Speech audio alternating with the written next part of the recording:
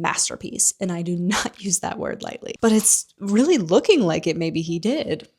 I don't know. Brilliant. Do men not know that feeling?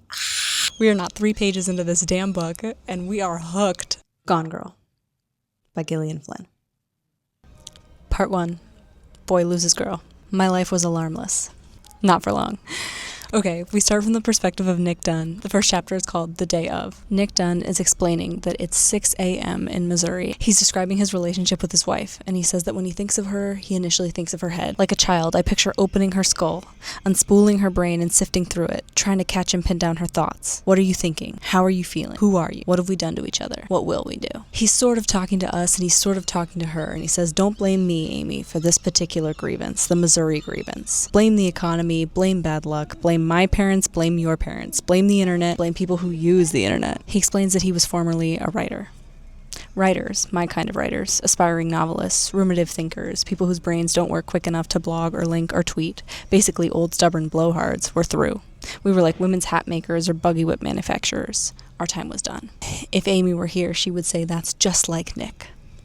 It was a refrain of hers, just like Nick too, and whatever followed, whatever was just like me, was bad. He explains that they were 2 jobless grown-ups, wandering around in their socks and eating ice cream for breakfast when they got a call. It was his twin sister, Margot. She's telling him that their mother was dying.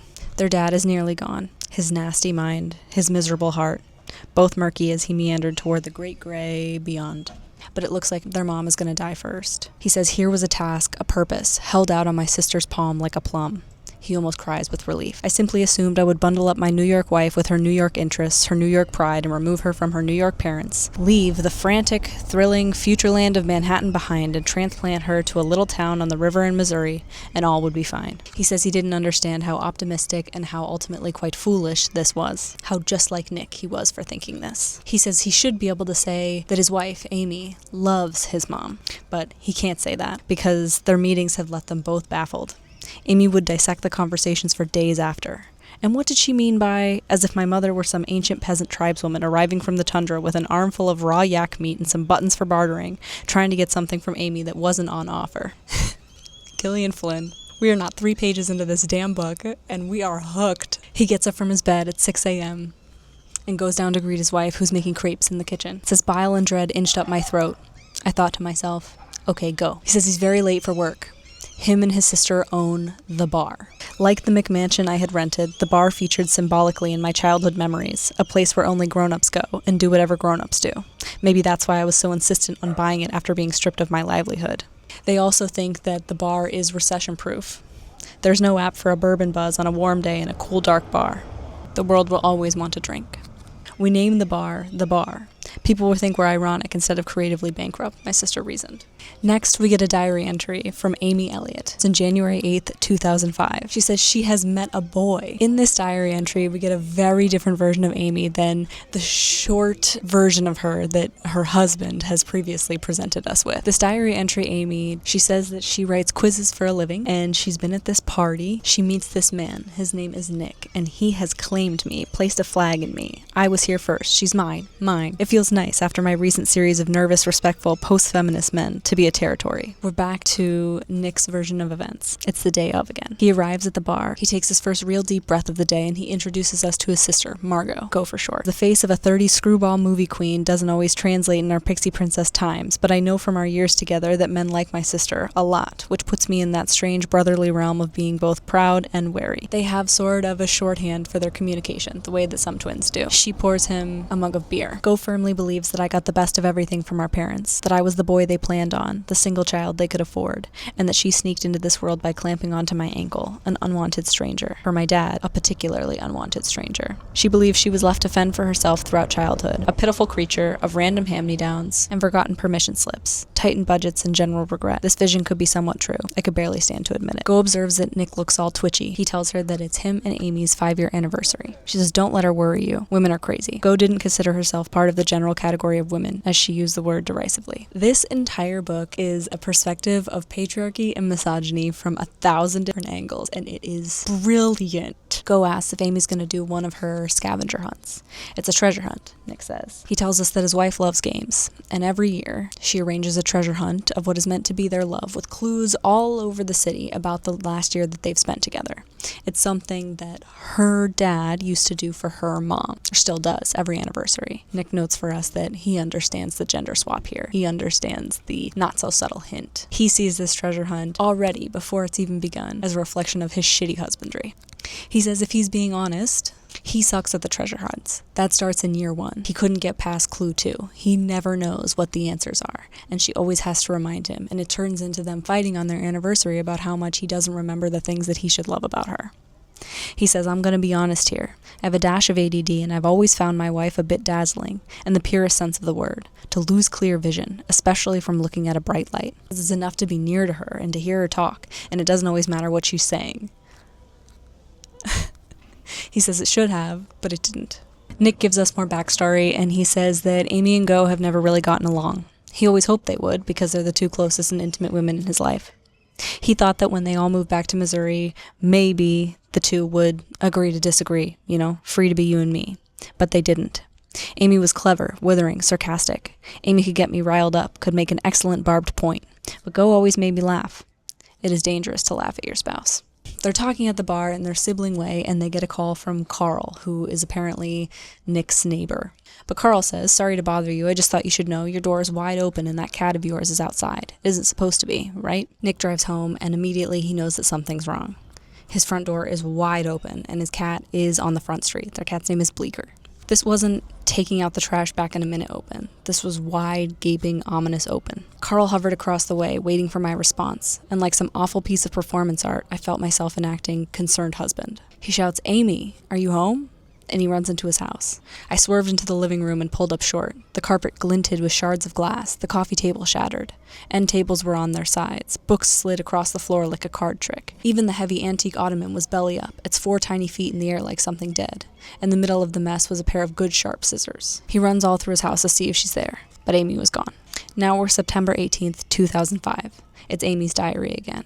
She says, guess who's back? It's Nick Dunn, Brooklyn party boy, sugar cloud kisser, disappearing act. 8 months, 2 weeks, couple of days, no word, and then he resurfaces like it was all part of the plan. It's a random day, and she's walking along 7th Avenue, and then all of a sudden, Nick sidles up beside her. Now they're together, and it's easy. She really likes this Nick guy. Now Amy explains to us that she is the inspiration behind the childhood book series Amazing Amy, and her parents have written a new children's book called Amazing Amy and the Big Day. Yep, Rand and Mary Beth couldn't resist. They've given their daughter's namesake what they couldn't give their daughter. A husband. Yes, for book 20, Amazing Amy is getting married. No one cares. Leave her in knee socks and hair ribbons and let me grow up, unencumbered by my literary alter ego, my paper-bound better half, the me I was supposed to be. Amy, italicized, is the Elliot bread and butter, and she served us well, so I suppose I can't begrudge her a perfect match. She says it's really unsettling to see Amazing Amy, who still speaks like a 7-year-old, be talking about her fiancé and getting married and moving up into adulthood. She dovetails into her parents' relationship, and she says that they have no harsh edges with each other, no spiny conflicts. They ride through life like conjoined jellyfish, expanding and contracting instinctively, filling each other's spaces, making it look easy, the soulmate thing. People say children from broken homes have it hard, but the children of charmed marriages have their own particular challenges.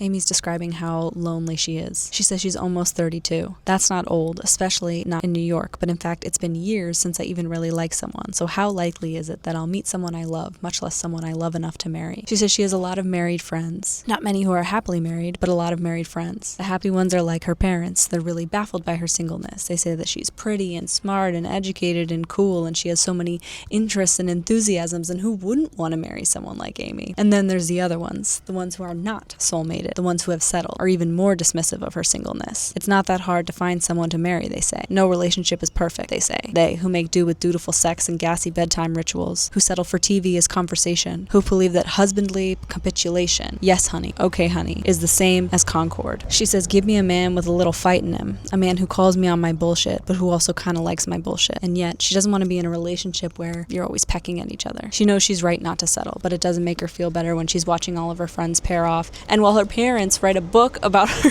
namesake getting married. So she's despairing about all of this, about how she's practically ancient at the age of 32, when she happens to run into Nick Dunn of the previous diary entry, I met a boy. And they happen to remember the exact same inside joke, just one olive though. She says, you both find the exact same things worth remembering. You have the same rhythm. Click. You just know each other. This is immediately contrasting what Nick has told us, not just about Amy's attitude and who she is, because what we're getting from Diary Amy is a really likable, kind of bubbly, delightful kind of young woman. And what we get from Nick, right, is someone who seems to be afraid of his wife, definitely doesn't like being around her. And this line, you both find the exact same things worth remembering, tells us what Amy values in a relationship. And we know, because of the last 5 years of treasure hunts that Nick has been able to tell us about in the future, that they don't find the exact same things worth remembering. In fact, he doesn't often listen to what she has to say because he is dazzled by her. We shift back to Nick. It's the day of, and he's waiting for the police in the kitchen. He says initially they send kid cops, mid-20s, confident and uninspired. I want to mention here that every single time Nick is describing a woman, and there are a lot of women in this book, he talks about their bodies and their faces, and he evaluates them on a scale of pretty to not pretty. The kid cops introduce themselves, and they're like, you're concerned about your wife? One of the officers, his gaze snaps toward Nick, his curled lips telling me he saw what everyone else did. I have a face you want to punch.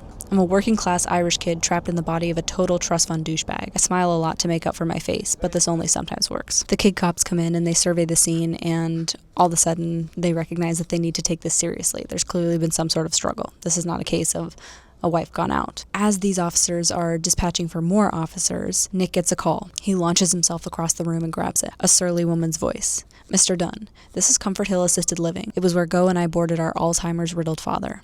I can't talk right now. I'll call you back. I snapped, and I hung up. I despised the woman who staffed Comfort Hill. Unsmiling, uncomforting, underpaid, gruelly underpaid, which was probably why they never smiled or comforted. He says he recognizes that his anger toward them is obviously misdirected. It infuriates him that his dad gets to keep gracing this earth while his mom has died. He assumes that the reason that Comfort Hill is calling is because somebody forgot to send a check. He's pretty sure that July is Go's month, but he's also pretty sure that Go is sure that July is Nick's month. Go said we must be mutually, subliminally forgetting to mail those checks, that what we really wanted to forget was our dad. The two detectives show up with an end-of-shift weariness. He says the woman detective was surprisingly ugly.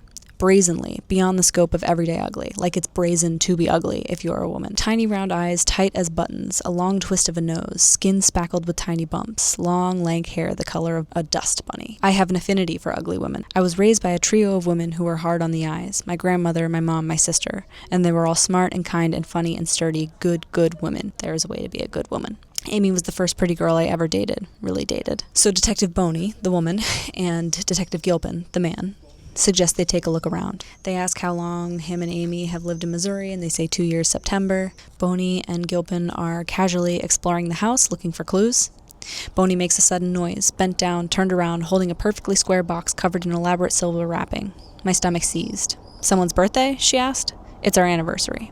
Boney and Gilpin both twitched like spiders and then pretended they didn't. They're sitting in the living room, and Nick is filled with urgency and adrenaline. He says, can we do something to find my wife, because she's clearly not here. And Boney indicates the picture of Nick and Amy on their wedding day. It's Cape Cod. Me in my tux, a block of frozen teeth on my face, my arms curved formally around Amy's waist, the day after Independence Day. Nick is cluing us in to the amount of money that Amy and her family have. This is a huge insight into the intensity of her wealth and a big juxtaposition to the Missouri life that we've been introduced to thus far. Amy told me who and what she was, and then we went out to the Elliots' historically registered home on the Nantucket Sound, went sailing together, and I thought, I am a boy from Missouri, flying across the ocean with people who've seen much more than I have. It didn't make him feel jealous. It made him feel content. He had never aspired to wealth or fame. He wasn't raised by big dreamer parents. He clues us into the type of childhood he had, raised by pragmatic parents. He's already let us know that his parents couldn't afford both him and Go, that money was tight, his father was frugal, his parents got divorced, he doesn't have a good relationship with his father, and that scene put next to what we know about Amy's parents, the soulmates, fated lovers, and wealthy owners of the home of a whaling captain built in 1822. It's just important. They're very, very different people who come from very, very different places.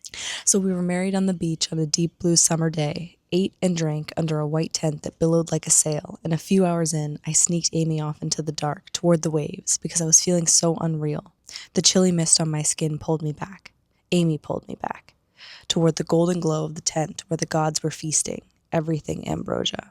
Our whole courtship was just like that. Boney and Gilpin, the detectives, are very calm, and he tells us things like his stomach lilted, he's jittering from one foot to another, he wants to do something, he doesn't want to sit here discussing his wedding day and how lovely his wife is. He says he wants to go out and search for his fucking wife. He says, I didn't say this out loud though. I often don't say things out loud even when I should. I contain and compartmentalize to a disturbing degree. In my belly basement are hundreds of bottles of rage, despair, fear, but you'd never guess from looking at me. Detective Gilpin says, big one, 5. Gilpin says, let me guess. Reservations at Houston's? It's the only upscale restaurant in town. Of course. Houston's. It was my 5th lie to the police. I was just starting. We're 10% into the book and we're back to Amy Elliott. This book feels like it's moving so fast. Gillian Flynn manages to give us so much information, so much backstory. There's so much character development amidst this pretty extreme and really disturbing crime scene. And it feels like it's just moving. Okay, so this is July 5th, 2008. So we're 3 years past the original diary entry. A diary Amy starts with, I am fat with love, husky with ardor, morbidly obese with devotion. She says a lot of things like this. She speaks like this. And while it's clear it's designed to make her seem naive, it's a little bit offensive, but in a way that is clearly so naive that you really get the outline of the rich white girl that's saying them. Amy's musing about becoming a wife. I have become a strange thing. I have become a wife. I find myself steering the ship of conversations, bulkily, unnaturally, just so I can say his name out loud. I have been asked to forfeit my independent young feminist card. Every bother transformed into an amusing story to be told over dinner. So I killed a hobo today, honey. Ha ha ha ha ha. You know what I mean? Just another little maybe that's not cool. She says Nick is like a good stiff drink. He gives everything the correct perspective. Not a different perspective, the correct perspective. Which, again, is a huge contrast to everything we've been told about their marriage from Nick. She says Nick is laid back and calm, smart and fun and uncomplicated, untortured, happy, nice, big penis. She says the thing she likes most about being with Nick is who she is with him, which is someone else who is playful, game, feels naturally happy, and entirely satisfied. They live in a Brooklyn brownstone that her parents bought for them. It's the house that amazing Amy built. So she says, it's very extravagant and it makes me feel guilty, but it's perfect. She says she tries to battle the guilt of this, the privilege of this, by lots of do-it-yourself work. They paint the kitchen a spring green and pale yellow and velvety blue, but none of the colors turn out the way they think they would, and they pretend to like them anyway. They sit on the floor with Nick's record player, listening to vinyl and drinking wine, and Nick says, this is how I always pictured it. This is exactly as I pictured it. And it sounds entirely ideal. They're both young, they're both beautiful, they're in their first year of marriage. They have a brownstone in New York that sounds like it's paid for. She says it's their 1-year anniversary, and even though people keep telling her it's going to be hard, first year is so hard. People keep warning them like they're naive children marching off to war. She says it wasn't hard that first year. We are meant to be married. It's our 1-year anniversary and Nick is leaving at lunchtime. She explains that she's written these clues. She tells us the first one. Whenever my sweet hubby gets a cold, it's a dish that will soon be sold. What's interesting about this is that the first clue is about Nick. And Nick has told us that after the first year, it was the second clue that stumped him. So the first clue that's about him, no issue. Anyway, she has this plan. They're gonna be traipsing all over New York and the evening will end with lobsters. They'll rush home, drop them in a pot on the stove, and be reminiscent of their Cape Cod summers, while Nick giggles and pretends to hide in fear outside the kitchen door. Nick had wanted to go out somewhere really fancy. Amy says she had suggested burgers, so the lobsters are a really good compromise, a good in-between. And that's what everyone tells us, and tells us and tells us, that marriage is about compromise. I'll give him his present, the monogram stationery he's been waiting for from Crane & Co. Stationery for a writer, and a writer's wife who's maybe angling for a love letter or two. Voila. Happiest couple on the block. Nick has told Go while he's sitting in the bar that for their 1-year anniversary, he got Amy a kite. And he explains that when she got him this paper, he was also disappointed. He says they would have rather had each other's gifts. And that's where we see the discrepancy here. Amy says that he's wanted this paper.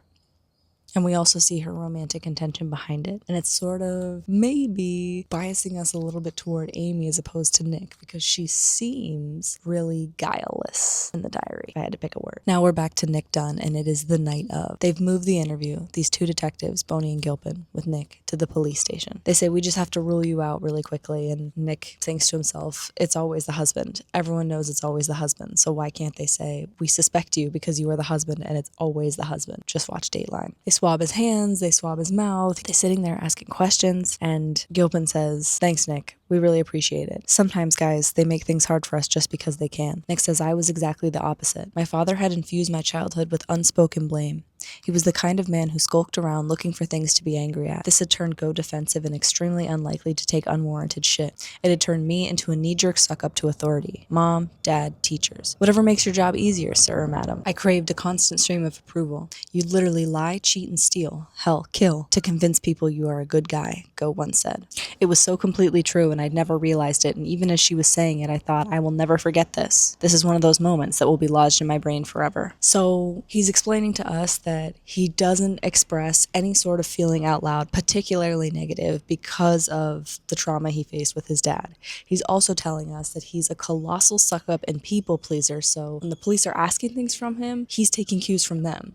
He is working really hard not to be the guilty husband. He is performing, and we don't know if that's because he's suspicious and he has something to hide, because he's told us he's lying to the police, or if it's because he's always hiding, he's always performing, he's always trying to pretend that he is a good guy because he's terrified that he's not because of who his father is. The police ask Nick what Amy does around the house in Missouri. She was a quiz writer in New York, but they both lost their jobs and they moved here and they've lived here for 2 years, so what does she do? Nick basically says, like, wouldn't I love to know? Amy was once a woman who did a little of everything all the time. For her 34th birthday, we flew to Barcelona and she stunned me by rolling off trills of conversational Spanish, learned in months of secret lessons. My wife had a brilliant popping brain, a greedy curiosity, but her obsessions tended to be fueled by competition. She needed to dazzle men and jealousify women. She needed to be amazing Amy all the time. So what does she do in Missouri? He tells the police that she has a lot of hobbies. Boney says, anything worrying you? You're not concerned about drugs or drinking? And he says, no, Amy might have a glass of wine or something, but she's not into drugs. Boney asks about friends. Nick says friends. In New York, Amy made and shed friends weekly. They were like her projects. She'd get intensely excited about them. And then I'd ask about Jesse or Paula a month later, and Amy would look at me like I was making up words. Then there were the men, who were always rattling behind Amy, eager to do the husbandly things that her husband failed to do. This is the second sort of clue or insight we get into their marriage. Nick has told us that his main thing is looking for approval. He is constantly seeking approval, and we know that he can't solve his wife's treasure hunts, which lead to fights and disappointment, a lot of contention between them that are probably a result of Nick's own guilt and shame because he hasn't been listening or hasn't been paying attention,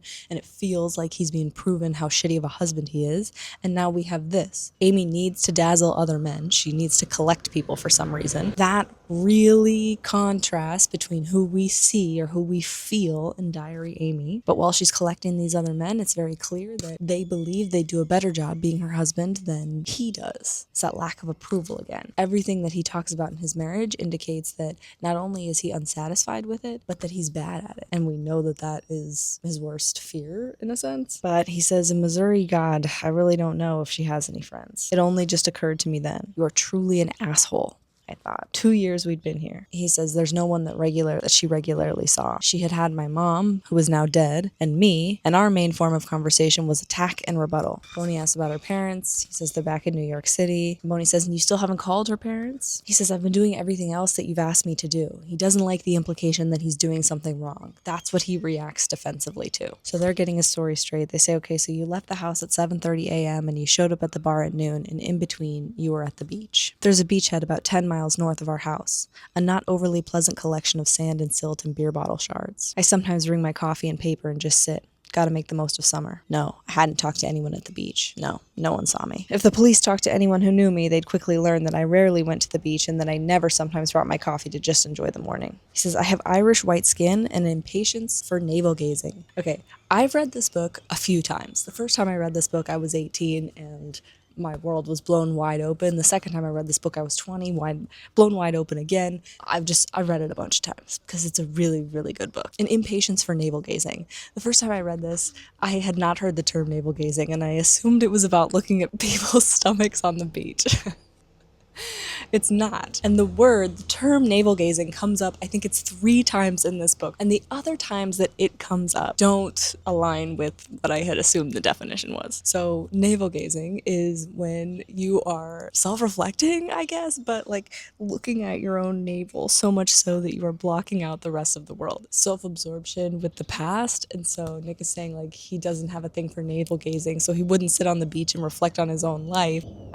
I don't know, but it's interesting that the term comes up multiple times. So he told the police that he went to the beach because it was Amy's idea for me to go sit in the spot where I could be alone and watch the river I love and ponder our life together. She said this to me this morning after we'd eaten her crepes. She'd leaned forward on the table and said, "I know we're having a tough time. I still love you so much, Nick. And I know I have a lot of things to work on. I want to be a good wife to you, and I want you to be my husband and be happy, but you need to decide what you want." And he thinks, of course she has to fucking stage manage this. Of course she has to have the image in her head of me sitting on the beach, of us thinking about our marriage. It's not a very generous thought. He says, like, of course this is Amy's life, which is what attracted him to her in the first place, like the Cape Cod whaling house of historical restoration and so on and so forth. Amazing Amy. So of course amazing Amy, whose entire life has been made fantastical into art by her parents, improved upon by her parents, and it's something that's a source of trauma that we know from her perspective, and we assume that he knows it as her husband. We don't know. He says, of course I can't just go to fucking Dunkin' Donuts.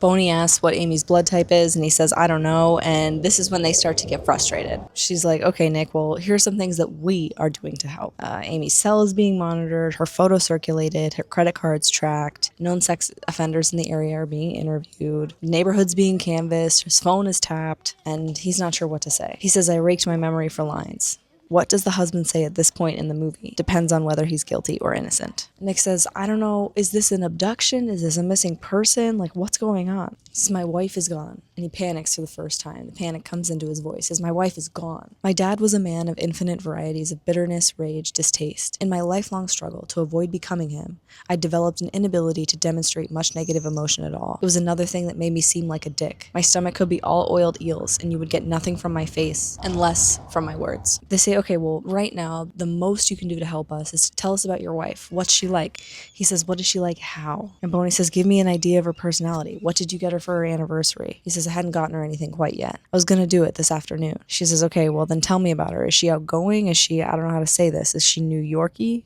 Like, might come off as rude to some people. I don't know. She's not a never met a stranger kind of person, but she's not abrasive enough to make someone hurt her. This was my 11th lie. The Amy of today was abrasive enough to want to hurt sometimes. Over just a few years, the old Amy, the girl of the big laugh and the easy ways, literally shed herself, a pile of skin and soul on the floor, and stepped out this new, brittle, bitter Amy.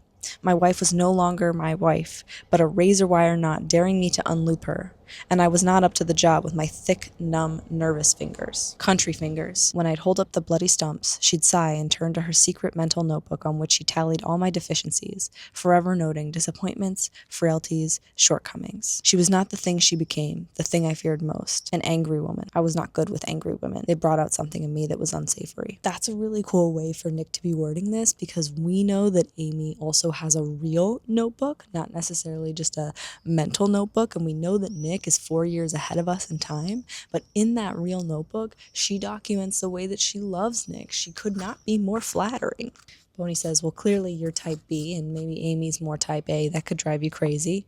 He says, yeah, well, we round each other out. Boney says, you should maybe call Amy's parents. I'm pretty sure they'd appreciate it. It was past midnight. Nick is panicking when he's calling the parents. He says, Mary Beth, this is Nick. She says, what is it, Nick? He says, we can't find Amy. She says, you can't find Amy? Amy is missing? We don't know for sure. We're still, since when? We're not sure. I left this morning, a little after 7. And you waited until now to call us? Nick's behavior is definitely strange. And I'm thinking that anyone's behavior in this situation is going to look really, really, really strange.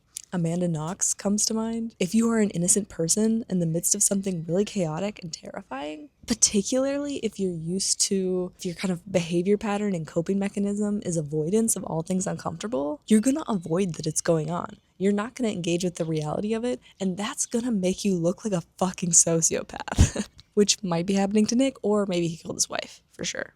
I was heading back to the interview room when I heard my father's voice. Sometimes, in particularly shameful moments, I heard his voice in my head. But this was my father's voice. Here. My father, out of his mind, had taken to flinging the word at any woman who even vaguely annoyed him. Bitch, bitch, bitch. Nick's dad is sitting on the bench against the wall. He had been handsome once, intense and cleft chin, jarringly dreamy was how my aunt had described him. Now he was muttering at the floor, his blonde hair matted, trousers muddy, and arms scratched, as if he'd fought his way through a thorn bush. Nick says, "What's going on? This is my father." And a police officer, a woman, says, "You got our call?" He says, "What call?" "To come get your father." She over-enunciated, as if I were a dim 10-year-old. "Bitch, my wife is missing. I've been here for most of the night." She stared at me, not connecting in the least. I could see her debating whether to sacrifice her leverage and apologize. Then my father started up again. "Bitch." And she chose to keep the leverage.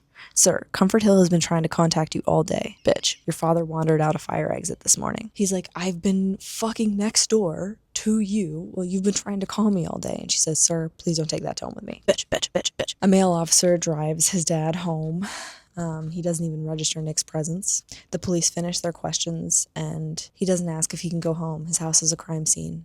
He has them take him to goes, and he says he knew she'd stay up and have a drink with me, fix me a sandwich. It was, pathetically, all I wanted right then. A woman to fix me a sandwich and not ask me any questions. Go is like, "Do you want to go out and drive around and look for her?" Nick says, "That seems really pointless." Go is like, "Nick, this is really fucking serious." And he's like, "I know, but driving around and looking for her, what does that mean?" And she says, "Act like it, okay, Lance?" Then Nick explains to us that his real name isn't Nick. His first name is Lance. His name is Lance Nicholas Dunn. He says, "No one who has my face needs to be called Lance," which is really funny because Lance is like that rich old money name that he ends up marrying into and believing like that he really slots into that life. So he kind of plays both sides. Go suggests that maybe someone crazy had hit her on the head and taken her. And he's like, "Why the fuck would you say hit her on the head?" She says, "I didn't mean to paint a picture. I don't know. I just keep thinking about some crazy people." And he says, "Speaking of crazy people, Dad got out again today. They found him wandering down River Road. He's back at Comfort now." It was the third time in 6 months that her dad had slipped out. Go says, "Isn't there someone we can go talk to? Something we can do?" Right? Like, Nick is trying to change the subject. He's trying to avoid this thing that makes him feel really impotent, which 14% of the book in, we know is his MO. And Go is new to the situation. She's like, "Oh my God, I did not know Amy was missing." So she's having her initial reaction to it. She's like, "Let's go do something." But Nick already knows that there's nothing they can do. How he knows that, I don't know. He says, "There's no when your wife goes missing one-on-one. I have no idea what I'm supposed to be doing." He says, "I have to go back to the station in a few hours. Can you please just be nice to me?" And she pours him another drink and puts a hand on his shoulder. It's an apology. Okay. We're back to Amy's diary, and she's setting the scene. It's April 21st, 2009. Amy in Amy's diary practices a sort of misogyny that is sometimes subtle and sometimes not. She says, "Let me set the scene. We are all overdressed in our little flashy frocks, our slasher heels, and we all eat small plates of food bites that are as decorative and insubstantial as we are." Yeah, she's with her friends getting drinks, and they discuss having their husbands join them. And it's one of those nights that's not going to turn into a big drinking evening by any means. It's just about waiting for the men to show up. One of them shows up. One of the next guy shows up 45 minutes later, and Nick never does. No call, no show. They wait another 45 minutes, and her friends are like, "Oh, he probably, got hit with a last-minute deadline or whatever. Are you sure he hasn't even texted?" That kind of thing. She says she just smiles. "Who knows where he is? I'll catch up with him at home." And then it is the men of the group who look stricken. You mean that was an option? Take a pass on the night with no nasty consequences? No guilt or anger or sulking? She thinks, well, maybe not for you guys. Nick and I, we sometimes laugh out loud at the horrible things women make their husbands do to prove their love. The pointless tasks, the myriad of sacrifices, the endless small surrenders. We call these men the dancing monkeys. Nick will come home, sweaty and salty and beer loose from a day at the ballpark, and I'll curl up in his lap, ask him about the game, ask him if his friend Jack had a good time, and he'll say, "Oh, he came down with a case of the dancing monkeys. Poor Jennifer was having a real stressful week and really needed him at home." Oh, what's so frustrating about this is it's clearly the perspective of a man, right? I don't want to speak on behalf of all women. I wouldn't dare. But what she's implying is that women ultimately become the orchestrators of the men that they're with. Wear this and don't wear that. Do this chore now and do this chore when you get a chance. And by that, I mean now. And definitely give up things you love for me so I'll have proof that you love me best. There's something about this that invalidates any and all need of women on behalf of their partners. Painting women as invalidly needy creatures while delegitimizing any and all household work that they do take up, especially considering that we know that the literature suggests that women tend to be the household managers in their homes. She's just gaslighting them. She's gaslighting herself and the people around her. I don't know. This diary entry is Amy feeling extreme contempt for this type of woman. I don't get off on emotional coercion or forcing Nick to play some happy hubby role. Remember that. Every wife's dream man, the counterpoint to every man's fantasy of the sweet, hot, laid-back woman who loves sex and a stiff drink. Amy is one day gone, and Nick tells us that he didn't listen to Go about the booze. In fact, he drank half a bottle sitting by himself on her couch. Nick heads to his house to get a change of clothes, and he runs into his neighbor, Mike. He says, "My wife's been absolutely hysterical since she's hurt, just sitting and crying over pictures of Amy." Nick extracts himself from the conversation very quickly and heads back into his house. His internal monologue says, "I had no doubt that 1,000 internet photos had popped up overnight just to feed the pathetic needs of women like Mike's wife. I had no sympathy for drama queens." Just wanting you to note the verbiage. Pathetic needs of women like Mike's wife, no sympathy for drama queens. He assumes that Mike's wife obviously didn't know Amy. He's in his house and he's being directed to where he can pick up a change of clothes, and he gets into his closet and he sees the box for their anniversary. He asks if he can look at the gift box on the floor, and the officer there says, "No, I'm sorry, better not right now." He notices that it's open, so somebody has looked inside, and he says, "If somebody's already looked at it, then," and she steps in front of him and she says, "Sir, I can't let you do that." He says, "It's for me, from my wife," and he steps around her, but she slaps an arm across his chest from behind. I felt a momentary sputter of fury. Bitch, that this woman presumed to tell me what to do in my home. No matter how hard I try to be my mother's son, my dad's voice comes into my head unbidden, depositing awful thoughts, nasty words. Stupid bitch. He's back at the police station and he runs into Amy's parents, Mary Beth and Rand Elliott. They're standing with their arms completely wrapped around each other. They look like they're posing for prom photos. That's how I always saw them. Hands patting, chins nuzzling, cheeks rubbing. Whenever I visited the Elliott home, I became an obsessive throat clearer. I'm about to enter, because the Elliots could be around any corner, cherishing each other. He says it was so foreign to him because his parents divorced when he was 12. He says maybe when he was very young, he witnessed a dry-lipped, chaste kiss between his parents, between the two of them when it was impossible to avoid. Christmas, birthdays, on their best married days. He says mostly their communications were entirely transactional. He says he doesn't think that his father's issue was with his mother in particular. He just didn't like women. He thought they were stupid, inconsequential, irritating. That dumb bitch. Nick remembers when Geraldine Ferrero was named the 1984 vice presidential candidate, us all watching it on the news before dinner. My mother, my tiny sweet mom, put her hand in the back of Go's head and said, "Well, I think it's wonderful." And my dad flipped the TV off and said, "It's a joke. You know it's a goddamn joke, like watching a monkey ride a bike."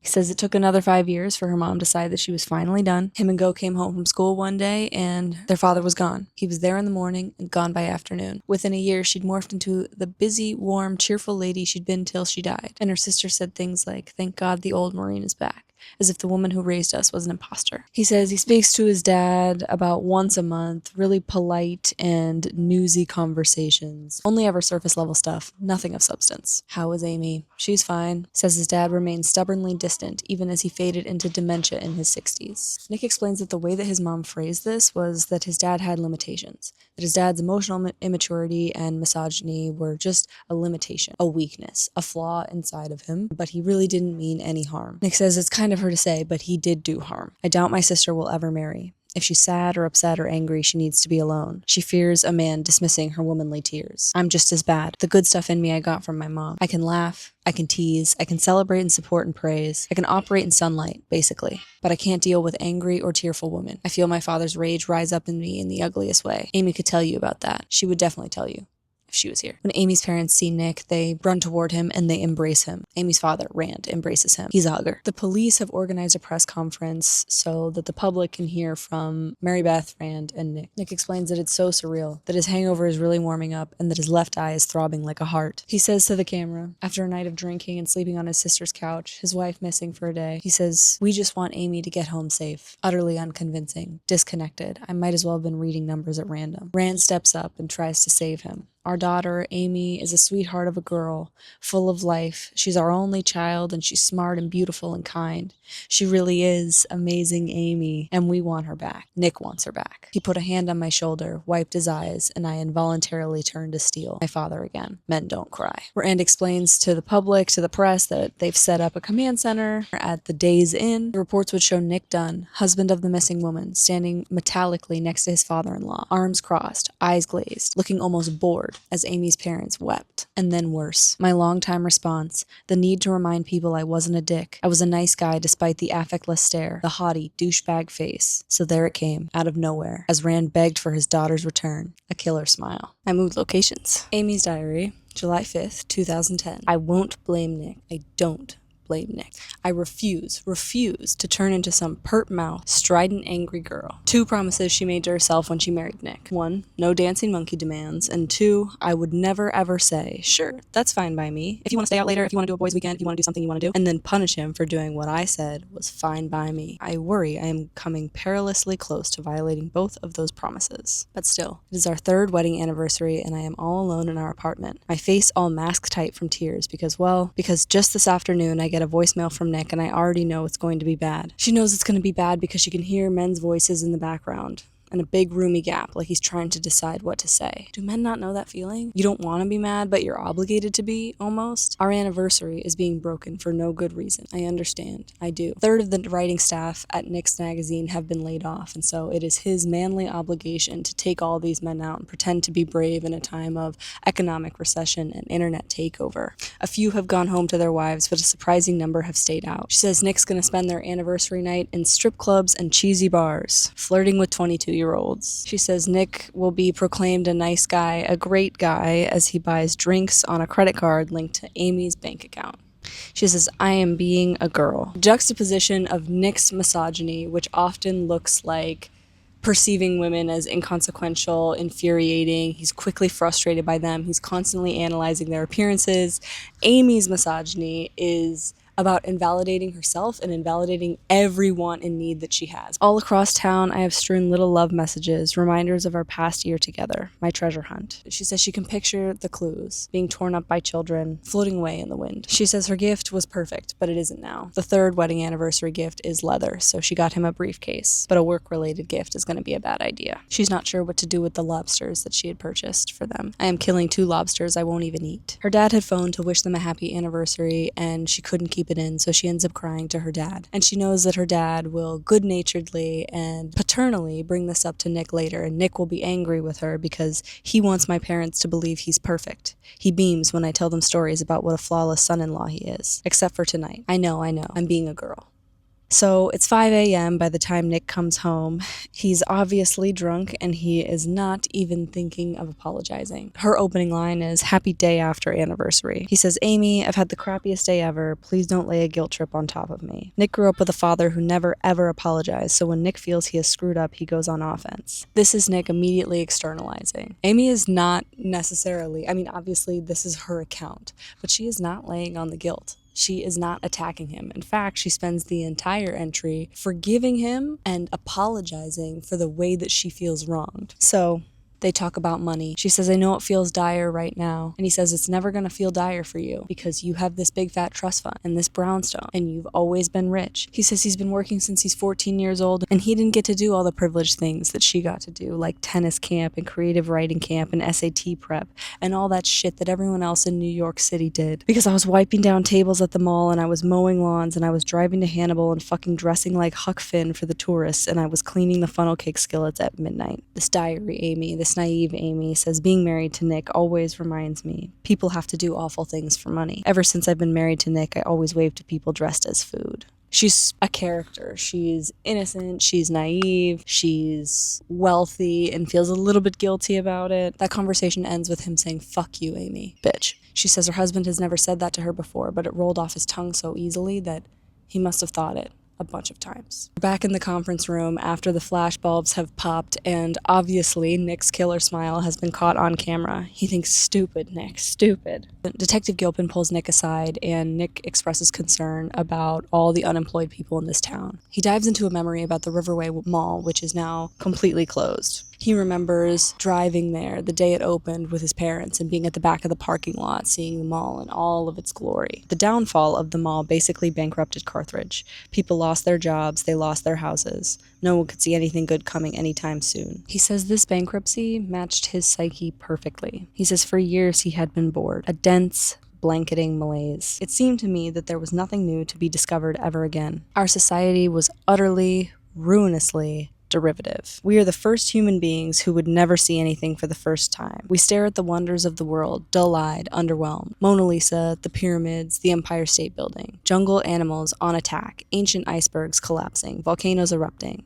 I can't recall a single amazing thing that I have seen firsthand that I didn't immediately reference to a movie or TV show. A fucking commercial. And he says, you know what's worse is that the secondhand experience is always better. The image is crisper, the view is keener. The camera angle and the soundtrack manipulate my emotions in a way reality can't anymore. I don't know that we're actually human at this point. Those of us who are like most of us, who grew up with TV and movies and now the internet. If we are betrayed, we know the words to say. When a loved one dies, we know the words to say. If we want to play the stud or the smartass or the fool, we know the words to say. We are all working from the same dog-eared script. It's a very difficult era in which to be a person, just a real, actual person, instead of a collection of personality traits selected from an endless automat of characters. And if all of us are play acting, there can be no such thing as a soulmate because we don't have genuine souls.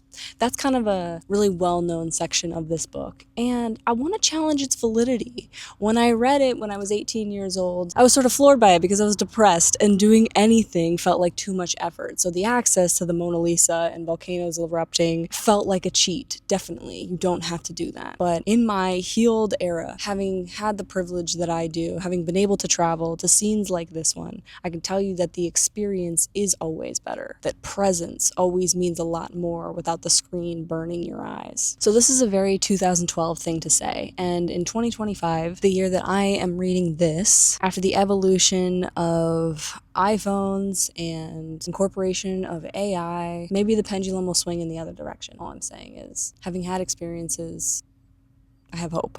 Gilpin tells Nick that he wants him to try to solve Amy's treasure hunt because it will give them some ideas as to her last movements on the day that she went missing. So, here's the first clue. I picture myself as your student, with a teacher so handsome and wise. My mind opens up, not to mention my thighs. If I were your pupil, there'd be no need for flowers, maybe just a naughty appointment during your office hours. So hurry up, get going, please do, and this time I'll teach you a thing or two. It was an itinerary for an alternate life. If things had gone according to my wife's vision, yesterday she would have hovered near me as I read this poem, watching me expectantly. Please get this. Please get this. He says, oh my god, I know this one. It's my office. Nick tells us that he's an adjunct professor. It's gotta be there, right? He said Amy took it easy on him. He tells us that he teaches journalism, magazine journalism. They get to his office and sure enough, there is clue 2. In clue 2, there's this love note from Amy, which is a very different tone than even Amy's diary has started to take. My darling husband, you are brilliant. I am dazzled by you. All these things. Nick says my mouth watered. Gilpin was reading over my shoulder and he actually sighed. Sweet lady. Then he says, are these yours? Because there were a pair of panties, stringy, lacy, red, that had been hanging on the knob of the AC unit. Gilpin bags the panties. Nick decides to ditch Gilpin because we know that he is terrified of emotional intimacy and emotional vulnerability, and he wants to have these moments with his wife without another dude watching over his shoulder. Or he's ditching Gilpin, I don't know, it looks a little suspicious. He drove aimlessly down the highway so he could make a call on his disposable, no pickup. We know he has a disposable phone and that someone has been calling him and he hasn't been picking it up, and this is the first time that he makes a call. We have no idea what this disposable is for. Nick is talking with Mary Beth and Rand again, and he says, I feel so fucking useless. He says, I'm a mess, and he says, you know, to tell you the truth, like, the cops are looking at me. They always look at the husband first, and we totally understand. We know that that's not you. Mary Beth says, they're asking questions that are offensive. Have you ever hurt Amy? Has Amy ever mentioned you threatening her? Are you a womanizer? Has Amy ever mentioned you cheating on her? Because that sounds like Amy, right? I told them we didn't raise a doormat.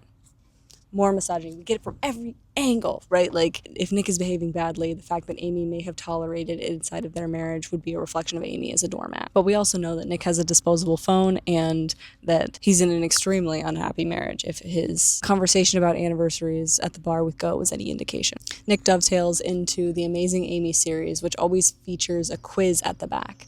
The Amazing Amy book series, written by 2 child psychologists about their own kid, has quizzes at the back to tell you what kind of personality your child has. And Nick says, spoiler alert, Amy is always right in the quizzes. Rand prods Nick and says, they said something about reservations at Houston's, that you hadn't actually made reservations there? Nick says, I had no reservation and I had no gift, because if I planned on killing Amy that day, I wouldn't have needed reservations for the night or a gift I'd never need to give her. The hallmarks of an extremely pragmatic killer. It's true. It wouldn't be very smart to not make reservations and to not get your wife an anniversary gift because you know you're going to kill her, because that's suspicious. He says, no, I never made the reservations. I must have understood them. We know he didn't understand them because he told us that he lied deliberately. The 3 of them are talking about possible suspects. Mary Beth mentions that they think it's possible an Amy obsessive took her. We've had him over the years. She says there was a disturbed girl back in high school. Her name was Hillary Handy. She modeled herself after Amy's best friends in the book. They say it was cute at first, but eventually Hillary wanted to become Amy. In fact, she walked up to Mary Beth one day and said, I'm gonna kill Amy and be your new Amy, because it doesn't matter to you, does it? As long as you have an Amy? Like our daughter was a piece of fiction she could rewrite. She got a restraining order against Hillary because Hillary threw Amy down a set of stairs at school. Very disturbed girl. That kind of mentality doesn't go away. And then there's this other suspect, Desi. Nick says even he knew about Desi. Amy had attended a Massachusetts boarding school called Wickshire Academy. I had seen the photos. Amy in lacrosse skirts and headbands, always with autumn colors in the background, as if the school were based not in a town, but in a month. October. Cape Codian, Massachusetts, October boarding school life that Nick describes Amy having. It sounds so fantastical and so romantic, and Nick bought it too, is the thing. As much as he is contemptuous of it, he was so excited to join it. So anyway, there's this Des in Collings. He attends the boys' boarding school that was paired with Wickshire. In Amy's stories, he was a pale, romantic figure, and their courtship had been of the boarding school variety. Chilly football games and overheated dances, lilac corsages and rides in a vintage Jaguar. Everything a little bit mid-century. Apparently, they had dated quite seriously for a year, but she began to find him alarming. He's talking as if they're engaged. He knew the number and gender of their children. And when he brought his mother down to meet her, Amy grew queasy at the striking resemblance between herself and Mrs. Collings. We've got our Freudian Oedipus complex here. After Amy cut it off with Desi, he still lingered around the Wickshire campus, a ghostly figure in dark blazers. Amy returned from a dance on a February night to find him lying on her bed, naked, on top of the covers, groggy from a very marginal pill overdose. Desi left school shortly after. But still, he phoned her, even now, and several times a year he sent a thick, padded envelope that Amy tossed unopened after showing them to me. They were postmarked St. Louis, 40 minutes away. Rand says, now see, why are the cops not all over this? Nick says someone needs to be. Mary Beth says the police definitely seem to think it's close to home. She kept her eyes on me a beat too long, then shivered, as if shaking off a thought. Diary entry, August 23rd, 2010. So Nick has lost his job, second round of layoffs, just like he predicted, just a few weeks after the first round. Oops. We didn't fire nearly enough people. Idiots. She says at first she thinks he's gonna be okay. He makes a massive list of things that he's always meant to do. He changes watch batteries and resets clocks. He replaces a pipe beneath our sink and repaints all the rooms we painted before and didn't like. Basically, he does a lot of things over. It's nice to take some actual do-overs when you get so few in life. He reads War and Peace. He flirts with taking Arabic lessons. He spends a lot of time trying to guess what skills will be marketable over the next few decades. It breaks my heart, but I pretend it doesn't for his sake. Amy also loses her job. His and her layoffs. Isn't that sweet? I know we are luckier than most. I go online and check my trust fund whenever I get nervous. It's great. $785,404 that I have in savings thanks to my parents. But it's not the kind of money that allows you to stop working forever, especially not in New York. It was a really nice gesture for her parents to give her this trust fund. Nick teases her for it, but she thinks it's appropriate considering they plagiarized her childhood for the books. Right after these layoffs, her parents ask if they can come over, and Amy senses that something's wrong. When her parents appear at the door, it looks like they've put up an effort. My mother is in one of her bright purple dresses that she always wore to speeches and ceremonies. They look great, but they seem ashamed. My parents have never confessed any troubles to me. I don't think they've had many troubles. Their parents have apparently gotten themselves into a really big financial mess. They say they've been irresponsible, and they've been spending like the Amazing Amy books have been making the same kind of money they were 10 years ago, but they simply are not. So he says they'd be a cautionary tale if they were to write a book, Amazing Amy and the Adjustable Mortgage Rate. Amy asks, so what happens now? Her parents say that's up to you. They want to borrow some money from her trust. Will they figure out what to do with the rest of their lives? Amy says the trust is your money, so of course you can borrow from it. She just wants this to be over. How much do you need? She says, just to be comfortable and pay everything off. Her mother says $650,000. It's almost everything I have. Nick says, Amy, maybe you and I should discuss. And she says, no, we can do this. I'll just go grab my checkbook. And they say, actually, could you wire it to our account? Amy says, that's when I know they're in serious trouble.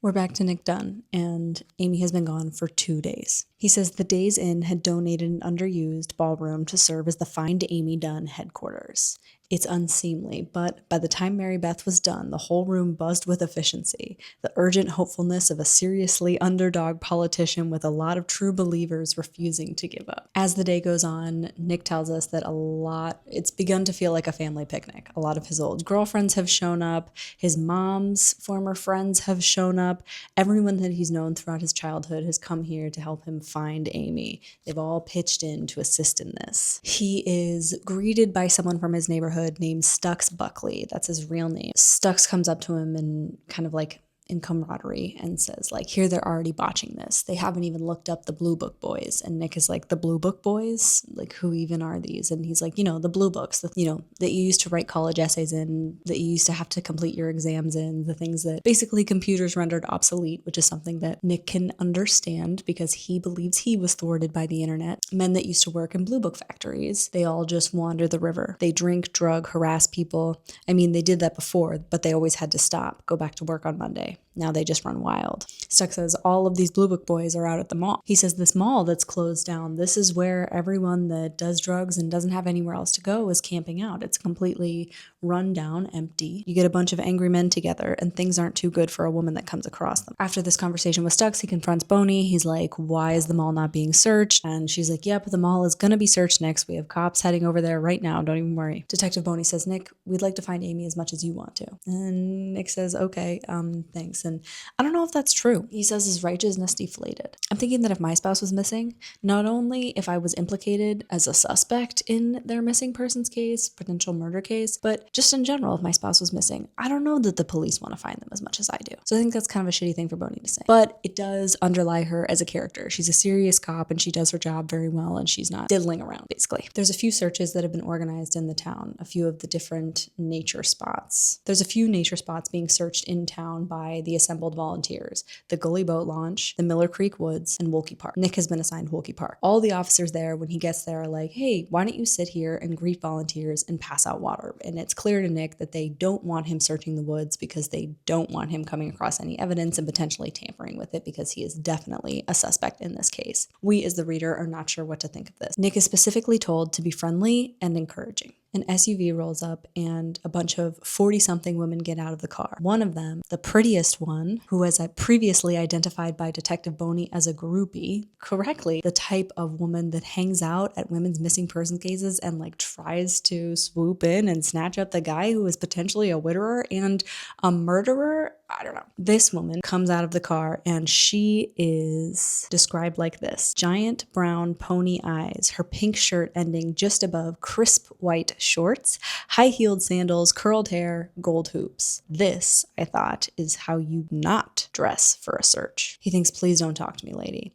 But of course, she comes up to him. She says, hi, I'm Shauna Kelly. I am so sorry. She had an unnecessarily loud voice, a bit of a bray, like some enchanted hot donkey. This entire book is either incredibly misogynistic because almost every word that comes out of pretty much every single character's mouth is misogyny or patriarchy or oppressive or shitty in one form or another, is either incredibly misogynistic itself or it's a satire on misogyny if we know anything about the author, Gillian Flynn. Gillian Flynn has a few other books that are also incredible the way that this book is incredible. Speaking of other books, if you're in the market for book recommendations, I have a free newsletter in which I send out a new book recommendation every single week. You can scan the QR code or click the link down below if you're interested in signing up. Shauna Kelly is fawning over Nick, asking if he's been eating, saying saying that, pretty much anything can be cured by her chicken Frito pie. He says, really, that's too much trouble. He is put in a position that we're meant to believe is quite impossible. He can't be mean to this woman who has showed up after the 4th of July weekend out in the heat to search for his missing wife, comb through the woods for her, so on and so forth. He's been told to be friendly, and we know that he has a tendency to perform and try to meet other people's expectations of him. Shauna Kelly is flirting with him, and to shut it down is to what? He's working very hard not to hurt her feelings. Shauna says she talked to Detective Boney about the Blue Book boys. She's complaining about the homeless problem, and she says, I get the feeling that Boney doesn't like me very much. Bitch. Nick says, why do you say that?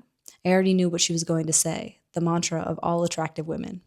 Women don't like me all that much. She shrugged. Just one of those things. Shauna asks him how old he is, and he says 34, and she says, you're just a baby. Or how old's your wife?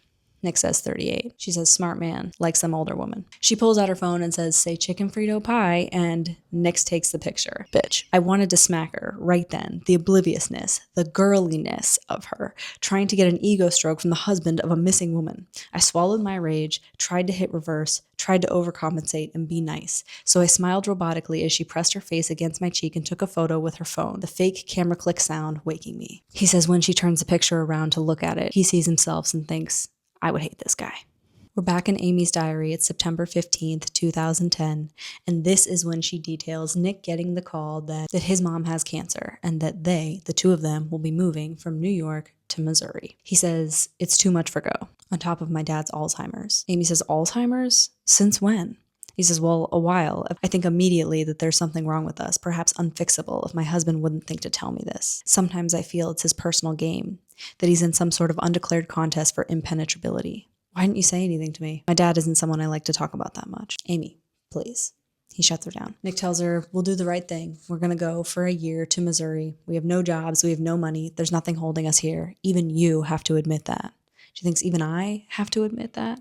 He says, that's what we're going to do. We're going to help my parents for once. And this is a jab about her giving away almost her entire trust to her parents, which is a sore spot for Nick because they have a prenup. So it is her trust. It will always be her trust. She explains to us that of course that's what they would do. And if he hadn't explained the problem like Amy was his enemy, she probably would have responded quite differently. She explains that Nick is the most loyal man on the planet until he's not. I've seen his eyes literally turn a shade darker when he felt betrayed by a friend, even a dear longtime friend, and then the friend is never mentioned again. He looked at me then, like I was an object to be jettisoned if necessary. It actually chilled me, that look. So it's decided without any debate that they are going to move to Missouri. At this point in their marriage, things between them are terrible. They really only engage passive-aggressively, and it looks like, from Amy's diary perspective, that she's really trying. Amy explains that they have sold too many of their things, been forced to give too many things away, because once the U-Haul is all packed up, which is a mini battle in itself between the two of them and between the stairs of their New York brownstone, the U-Haul's only half full. It gives me my single satisfaction of the day, that hot, mean satisfaction right in my belly, like a nib of mercury. Good, I think. Good. Nick says, fine, if you want to take the bed, we can take the bed, only if you really want to. And she's like, no, you promised it to a friend, he can have it. And she's thinking, just say I was wrong. Just say I miscalculated. Just say we can take the bed because I didn't know it would fit and I was wrong about whether or not it would fit, and it will fit. You should have your old comforting bed in this new place. Smile at me and be nice to me. Today, be nice to me. But Nick blows out a sigh and says, okay, if it's what you want, Amy. Is it? And here's where we get to that space where, one, Amy has told us she's promised that in her marriage, she is not going to say the opposite of what she means. She is not going to say that something is okay and then punish her husband later because it really wasn't. She's not going to expect that he anticipate her needs and read her mind. But because of the way the two of them are at this moment in time, she thinks that it's vulnerable to acknowledge that she wants or needs something. And so she can't. He says, really, Amy, I'm happy to go up and get out. Is this the last I'm going to hear about the bed? Because I'm offering right now. I'm happy to pack the bed. He's making it her problem and insisting that he will do it, which should probably be enough. I know that I have been guilty of this in my life, of exacerbating my suffering through what is ultimately a quite manipulative transaction. She says, no, it's fine. Your friend should have the bed. And she doesn't mean that at all. She's making her own life worse because of something that someone else has suggested. She is punishing him for being wrong because he was unwilling to name that he is wrong. So he says, I'm offering. Really, Amy, do you want me to do it? How gracious of you, I say, just a whiff of breath. the way I say most retorts, a puff of perfume from a rank atomizer. I am a coward. I don't like confrontation. I pick up a box and start toward the truck. After searching all the woodland areas, it becomes clear that Amy is not going to be found unless someone wants her found. Nick and Stux Buckley devise a plan to search them all themselves because they understand that the cops went there during the daytime and that's not when anyone shady would be there, so they're going to go at night with a little bit of the muscle from town and try to get some answers themselves. Nick confides this to Rand and Mary Beth because he wants them to know that he is doing something about the situation, and Rand says that he would like to come. Nick has an unscheduled 10 hours of his day, and in those 10 hours, he decides to read Amy's second clue again. Picture me. I'm crazy about you. My future is anything but hazy with you. You took me here so I could hear you chat about your boyhood adventures, crummy jeans, and visor hat. Screw everyone else. For us, they're all ditched, and let's sneak a kiss. Pretend we just got hitched. It was Hannibal, Missouri, boyhood home of Mark Twain, where I'd worked summers growing up, where I'd wandered the town dressed as Huck Finn in an old straw hat and faux ragged pants, smiling scampishly. He says it's one of those stories you dine out on because no one else in New York can say, oh yeah, me too. Nick is puzzled by this choice of clue. He said, yeah, him and Amy did go there, but it was a pretty shitty outing where they ended up fighting basically the whole time. He said while they were walking around, Amy seemed really bored, and Nick, offended by this, started to seethe inside. So he says it's sad that his wife has been forced to choose these kind of shitty experiences that the two of them have had for their treasure hunt this year. It kind of endears her to him. He says he reaches Hannibal in 20 minutes. He says he's walking through the town, and in his imagination, she strolled next to him, and this time she smiled. My stomach went oily. I mind-walked my wife around the main tourist drag.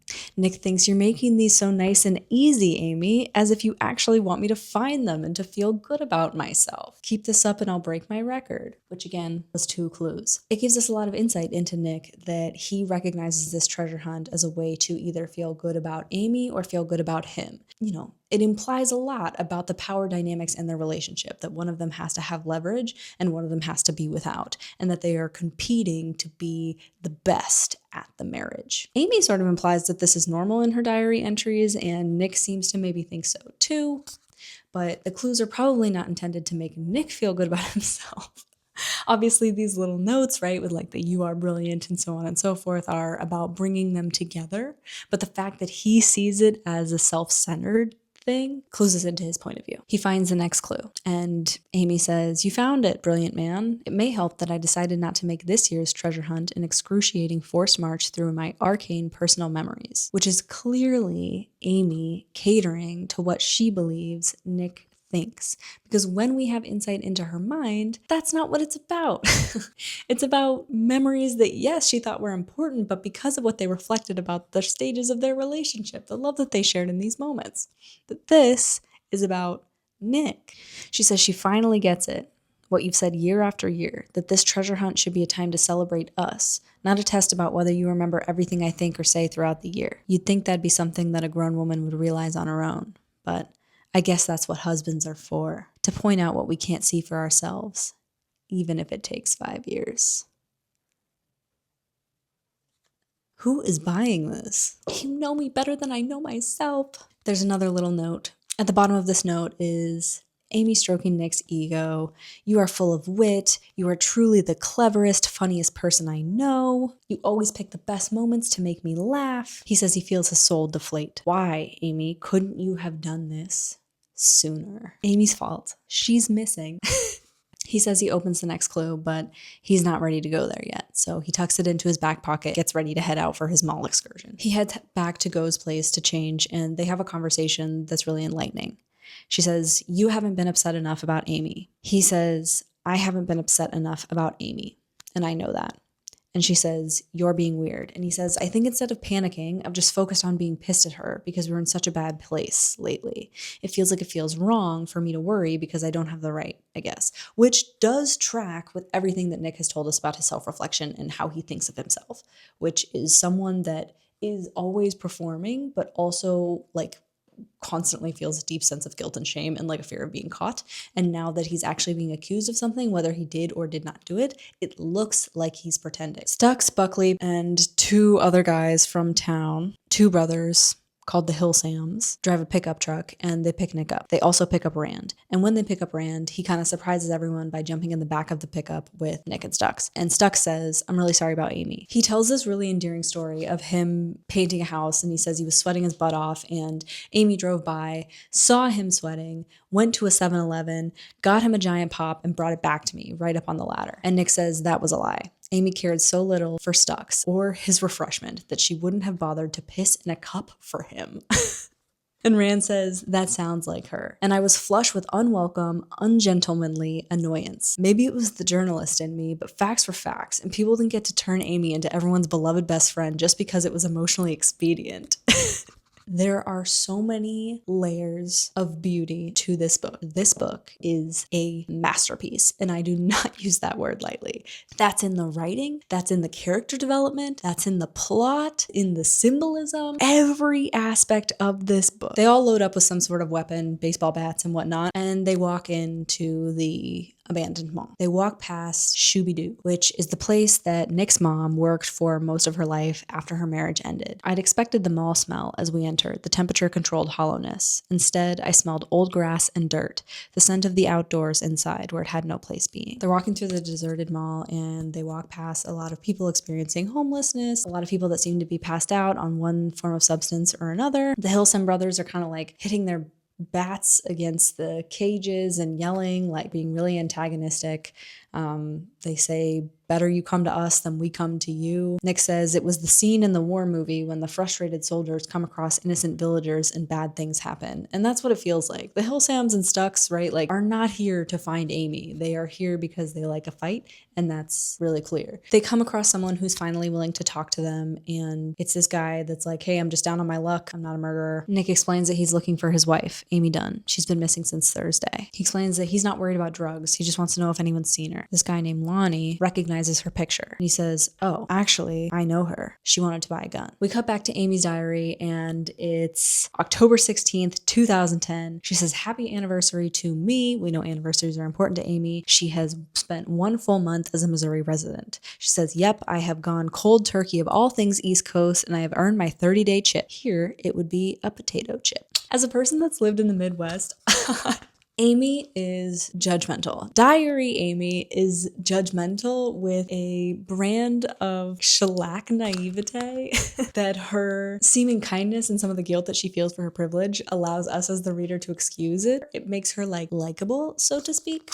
But clearly there is that East Coast, very stereotypical judgment of all things in between California and New York. Amy says all of their New York stuff, everything that she fought so intensely for to bring from New York, looks ridiculous in their Missouri house. Our dignified elephant of a Chesterfield with its matching baby ottoman sits in the living room looking stunned, as if it got sleep darted in its natural environment and woke up in this strange new captivity, surrounded by faux posh carpet and unveined walls. She says, "But the new place is nice too." Woo! She's trying to have a good attitude for her husband and her family and her life. She talks about the Midwestern traditions that she has to participate in, all the things that she doesn't know, that Republicans go to Sam's Club and Democrats go to Costco. True, but everyone buys bulk because, unlike Manhattanites, they all have space to store 24 jars of sweet pickles. And, unlike Manhattanites, they all have uses for 24 jars of sweet pickles. Amy says that everyone is literally being as nice as they can be. Maureen, the tri-state's hardiest cancer patient, introduces me to all her friends the same way you'd show off a slightly dangerous new pet. This is Nick's wife, Amy, who was born and raised in New York City. Amy feels like an outsider. She's working really hard, according to her diary account, to stifle the judgment that she feels for the lifestyle, the language, the rhetoric, the habits, the recreational activities available to her in the state of Missouri. She says that at the housewarming party, she's being really nice. She says that during this housewarming party, Nick says, "Be friendly, Amy." She says that he spits it into her ear while we're refilling drinks in the kitchen. Midwesterners love 2 liters of soda, always 2 liters, and you pour them into big red plastic solo cups. Always. Also true. Sometimes I feel like Nick has decided on a version of me that doesn't exist. She believes that everyone else around her, if they'd asked if she'd been friendly, would definitely say yes. And this directly confirms what we have just seen with the Nick and Stux debacle. Nick believes that Stux is completely making up the story of Amy bringing him a soda, so much so that he has this like really vulgar moment. She wouldn't piss in a cup if he was dying of thirst, whereas Amy is saying to us, yeah, no, she's working really hard, not just to be there for Nick, but to be there for everyone around her. She says that all of Maureen's friends, having finally gotten to meet Amy, are saying that her and Nick are meant to be, and she says that she prefers these well-meant cliches to the talk we heard before they got married. Marriage is a compromise and hard work, and then more work, and communication, and compromise, and then work. Abandon all hope, ye who enter. She's remarking on the irony of this, that when they were a young engaged couple and they were actually very happy,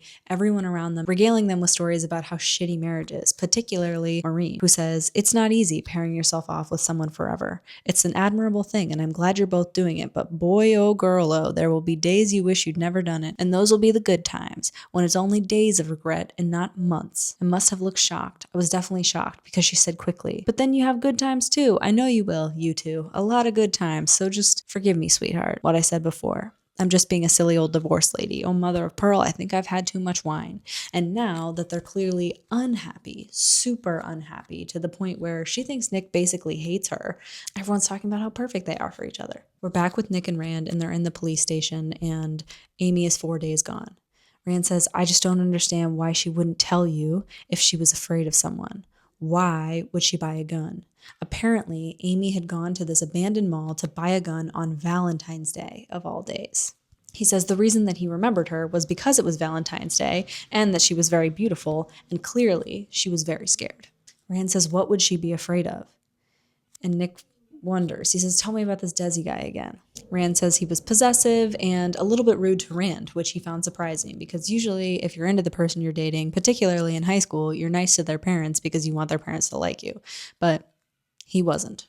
Rand says, Desi was nothing like you, Nick. You did a great job impressing the parents. He says, you were just the right amount of nervous. It was very sweet. Desi wasn't anything but nasty. And Rand says, and Hillary Handy. I don't want to be sexist here. She was scarier than Desi, because that Lonnie guy at the mall, he didn't say Amy was afraid of a man. Nick says, yeah, and there's that Noelle Hawthorne. She lives near us. They weren't even friends, but her husband says she's been in hysterics. All the women around us are so dangerous and terrifying. There are a few academic essays that wonder if this is a social commentary on the way that men fear women, right? Because Nick is going to be villainized if he's accused of her murder formally by the police. We know it's a scary time to be a white man right now. His life might be ruined, much less if he is convicted. Never mind that the opposite, the parallel of what we're talking about, is the fact that Nick may have murdered his wife, not only the person that he promised to like love and to have and to hold, so on and so forth, but the person that she sleeps next to every night. Interestingly enough, when men have someone to cuddle, they actually sleep better. Studies show that when women sleep in a bed with somebody else, they sleep worse. Maybe this has something to do with the fact that women are prey animals. Because of heteronormative culture and compulsive heteronormativity, women are pretty much expected to marry men. Everybody knows, it's a joke even at some weddings, that the person most likely to kill you is your spouse. Rand, Nick, Detective Boney, and Gilpin are all sitting in an IHOP talking about how Amy wanted to buy this gun. While Rand is there, Boney dislodges the information that their neighbor overheard Amy and Nick having an argument the night before she went missing. Rand's head jerked toward me. Boney and Gilpin question Nick, what was this argument about?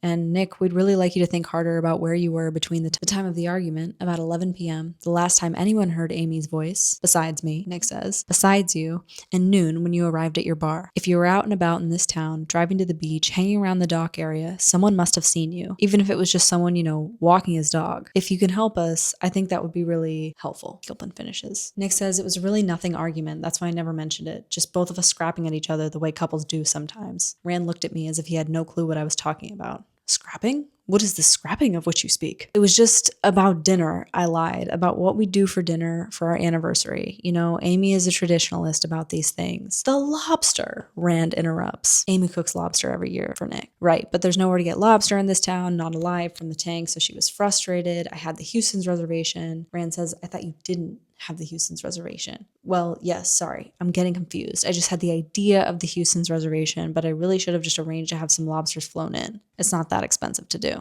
It was one of those arguments that got bigger than it should have. We were laughing about it within the hour. They check in about the treasure hunt, and he says, no, I haven't gotten any farther yet. Another lie. It's hard to think clearly with so much going on. Nick is putting money on the table. He's fleeing the scene.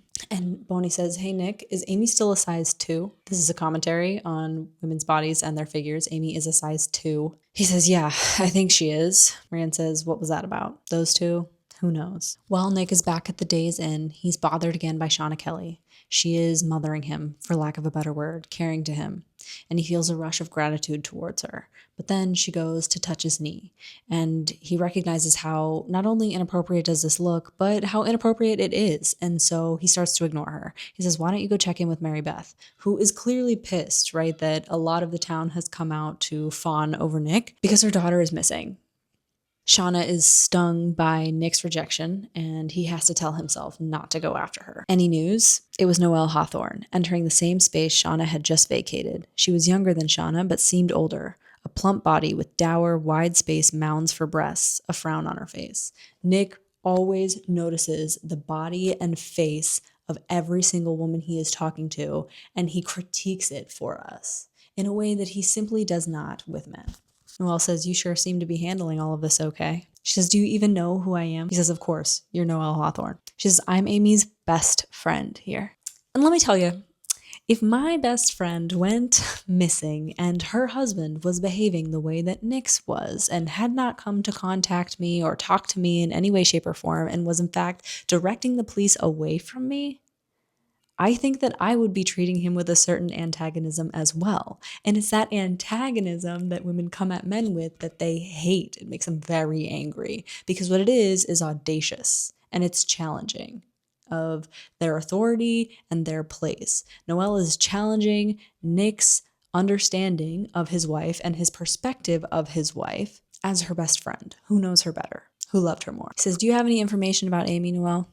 She says, of course I do, Nick. She was my best friend, bitch.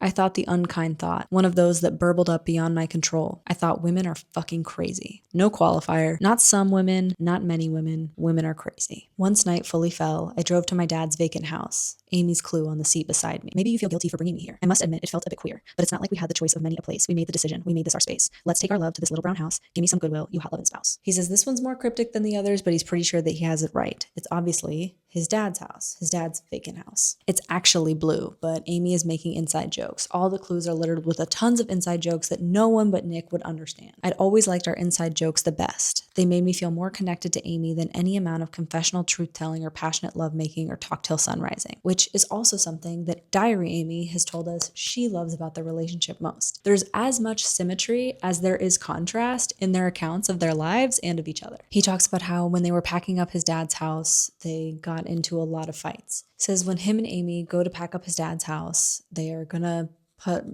donate a lot of his stuff to Goodwill. But while they're packing up, Nick says he's moving at a glacial pace because he's diving into his father's things and it is forcing him to reckon with who his father was, which is not a person that he knew very well at all. And so he gets stuck in the implications of literally every single thing. He finds that his dad has lots of pairs of shoes, shiny and new, and he's wondering if he went to Shooby-Doo to buy them and forced his mother to fit them to his feet, or he wonders if they were gifts. He believes that his father would find the very act of shopping emasculating. So he finds himself lost in these musings. All the while, Amy is being very quick, very efficient in her usual type A Amy manner. She is handling things. She says, you put the shoes in the box, okay? He says, I should add in Amy's defense that she'd asked me twice if I wanted to talk, if I was sure I wanted to do this.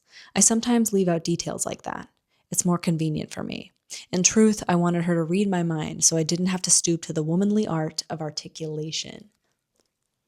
What a fucking lie. I was sometimes as guilty of playing the figure me out game as Amy was. I've left that bit of information out too. Because the truth is, Nick's misogyny and all misogyny, pretty much all hate actually, is based in emotional stuntedness. What marriages need, Gottman and Gottman, the leading research psychologists in couples counseling, have what they've cheekily named the 4 horsemen of the marriage apocalypse, and that is stonewalling, criticism, contempt, and defensiveness. What we have seen from Nick and Amy inside of their marriage is all 4.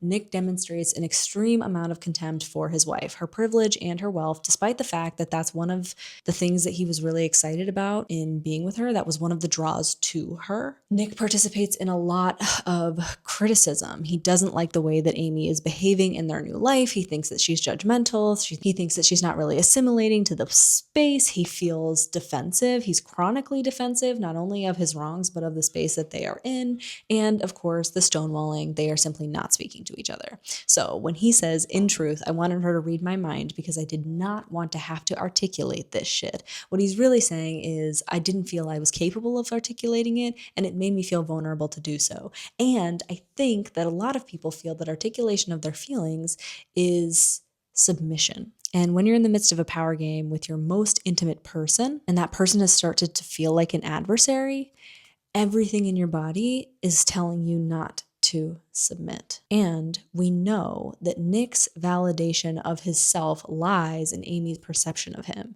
And so if Amy is viewing him as a failure, as someone without a job who's had to move her from her rich Cape Codian East Coast life down to Missouri, which is his home that he expresses a fondness for and at times has been proud of, but is mostly ashamed of, we know that any contempt on her end, or even any contempt that he has for himself, he is probably projecting onto her. Something else that you should know is that the closer that someone gets to us, the more we treat them like we treat ourselves. Nick says he's a big fan of the lie by omission. That's supposed to make us suspicious, I think, that he's killed his wife.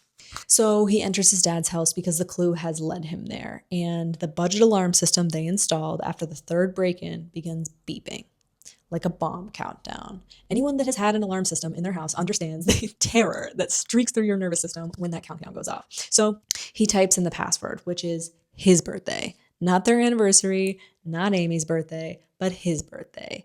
And the code is rejected. He types it in again, code rejected. A bead of sweat rolled down my back. Amy had always threatened to change the code. She said it was pointless to have one that was so guessable, but I knew the real reason. It was because I'd chosen me over us. Not her birthday, not our anniversary.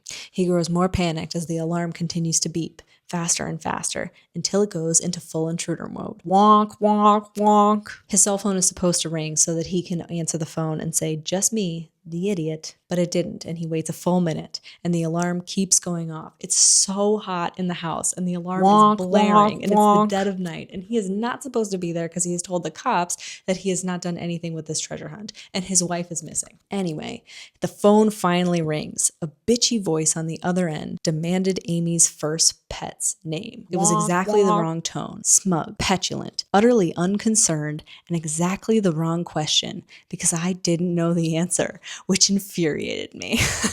No matter how many clues I solved, 3, I'd be faced with some Amy trivia to unman me. Look, this is Nick Dunn. This is my dad's house. This account was set up by me, I snapped. So it doesn't really fucking matter what my wife's first pet name was. Please don't take that tone with me, sir. Look, I just came in to grab one thing from my dad's house and now I'm leaving, okay? I have to notify the police immediately. Can you just turn off the goddamn alarm so I can think? The alarm's off. The alarm is not off.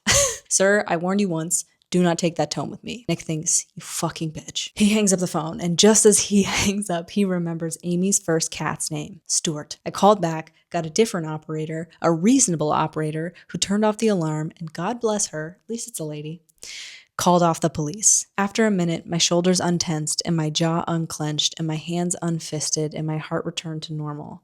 I stood up and momentarily debated just leaving, as if that would teach Amy a lesson. As he's thinking about leaving, he sees a blue envelope on the table and it's another Dear John note. In that note, Amy says they both have things they need to work on. She says for her, it's her perfectionism, her occasional self-righteousness. She says for him, maybe he's too distant, too removed, unable to be tender or nurturing. She says, in his father's house, she wants him to know that that's not true, that he's a sweet man and he's kind. And she's punished him for not being able to read her mind sometimes and for not being able to act in exactly the way she wanted him to. I punished you for being a real, breathing man. I ordered you around instead of trusting you to find your way.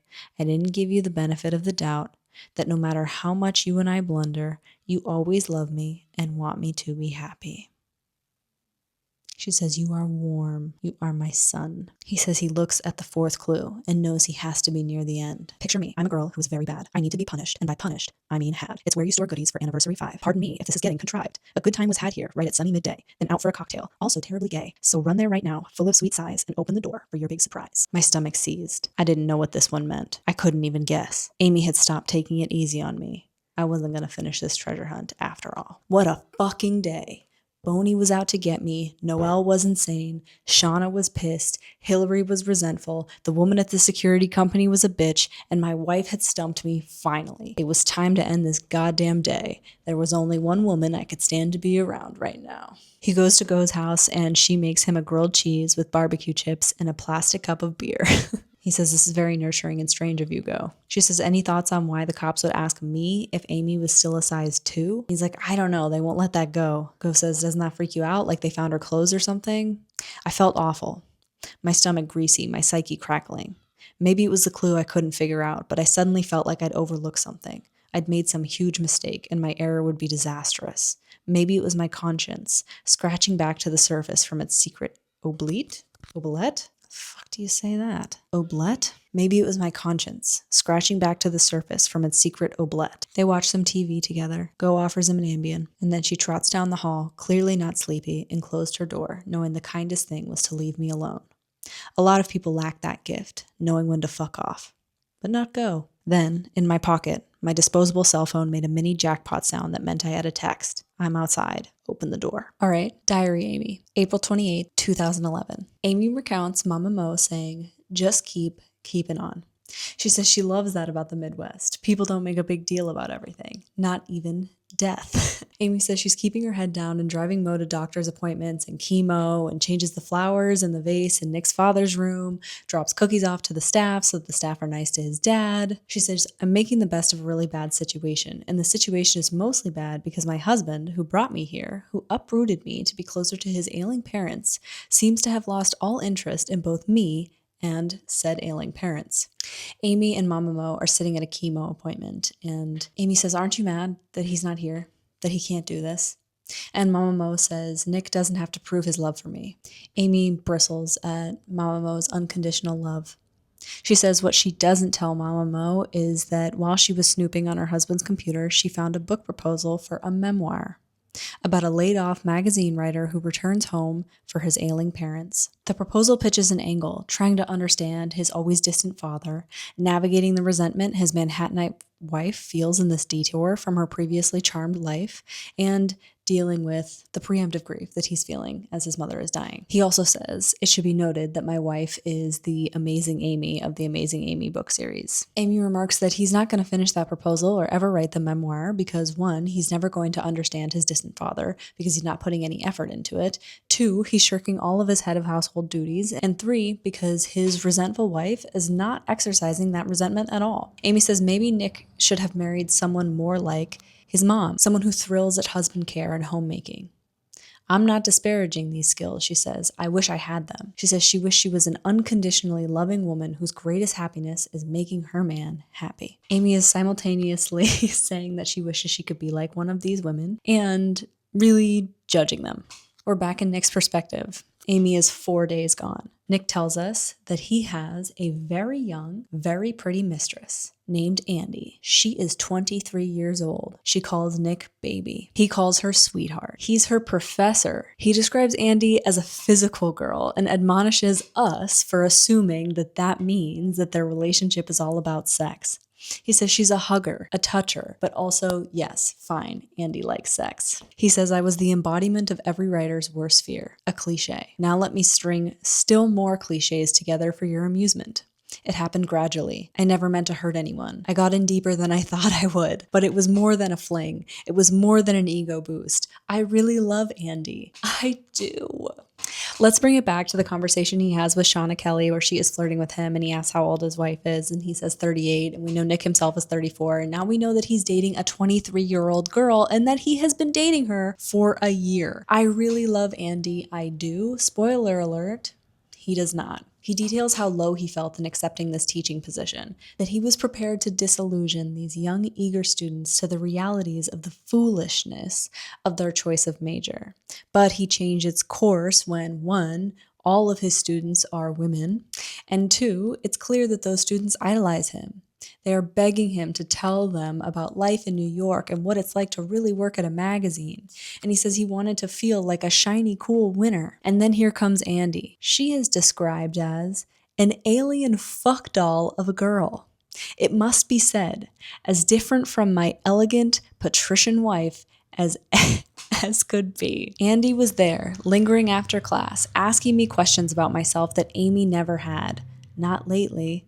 Andy makes Nick feel good about himself because he is perceiving himself from her perspective instead of from his own.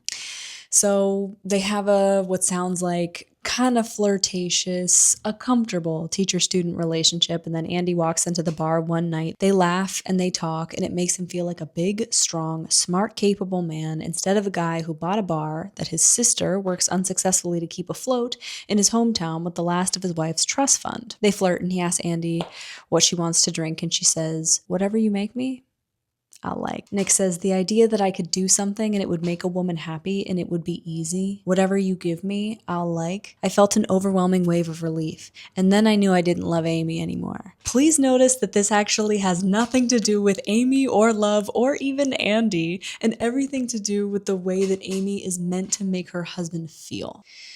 After drinking a little bit together in an empty bar that he owns, he walks her home and they have sex, and it's not even very good.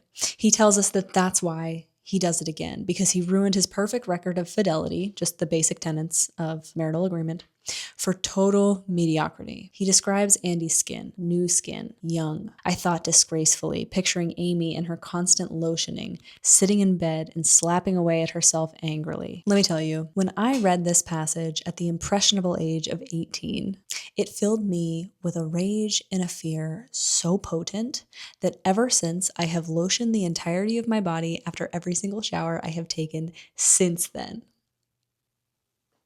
Internalized misogyny. I promise I am working on it. And Nick thinks, love makes you want to be a better man. Right. But maybe love, real love, also gives you permission to just be the man you are. He says that to us after telling us that he's not a good man. Really not a good man. His words, all I'm saying. So I let myself drift on in the miserable situation, assuming that at some point Amy would take charge. Amy would demand a divorce, and then I would get to be the good guy. I think this attitude, though the book comes out in 2012, I think this attitude is still reflected in today's culture. It really is reminiscent of the viral TikTok and Twitter trends, like get my girlfriend to break up with me, things I hate about my girlfriend, those sorts of trends wherein men gaslight, manipulate, and are like generally assholes to their girlfriends, hoping that they'll get sick of them and leave. And the problem with this is that when you grow up under, well, besides the obvious, which is like, this is cowardly and ridiculous, because what it is men being unwilling to have challenging conversations and instead feeling like their girlfriends need to read their minds. I don't know. But another problem with this is that when you grow up under patriarchy and an oppressive system that teaches you not to say no and to endure and to love your husband unconditionally, like we see Amy modeling in here, the worse Nick gets. 1, the more she blames herself because she takes it all entirely personally, and 2, the more she believes it's her job to fix it. So it's not working for a bunch of fucking reasons. We also know that Nick can't leave Amy because she owns his bar and she has a prenup. Nick is telling us more about his relationship with Andy and why it's not at all as gross as we think it is. And he says that one of his favorite things about Andy is that he can show her things. He introduces her to movies and books, and she is sort of the acolyte to his mannish professor-teacher ways. This is the opposite of the Nick and Amy dynamic, wherein she brings him into her charmed life and teaches him how to pronounce quinoa and ensures that he owns a pair of scissors. So Nick is with Andy inside of his sister's house, and his wife is missing. Andy doesn't understand why her and Nick have to be even more careful now that Amy is missing. This is discouraging as it relates to her self-awareness and maybe intellect. They have sex on his sister's couch, they fall asleep, and he lurches awake at 5 a.m. and he all but kicks her out. She insists that he call her every day, and she says that if she doesn't hear from him, she'll go crazy. So in here we have this really gorgeous writing from Gillian Flynn, this insertion of the crazy girlfriend trope. Andy believes that her professor of a boyfriend who she has always had to keep secret, does she believe she doesn't think he killed his wife, but it's really looking like it maybe he did. Anyway, Nick is obviously caught by his twin sister Go, who previously thought that there had been no secrets between them.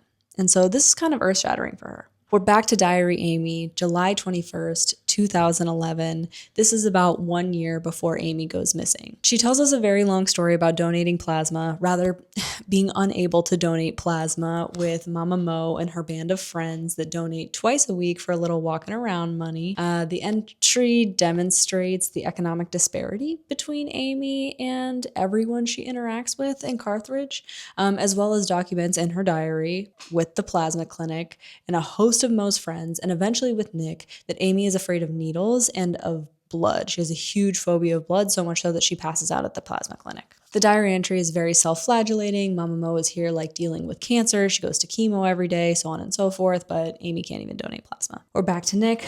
5 days gone. Nick says, I could still smell Andy, and I wanted that moment to myself for 1 second because now that she was gone, I could enjoy the idea of her. Go says, Nick, do you not realize how fucked you are?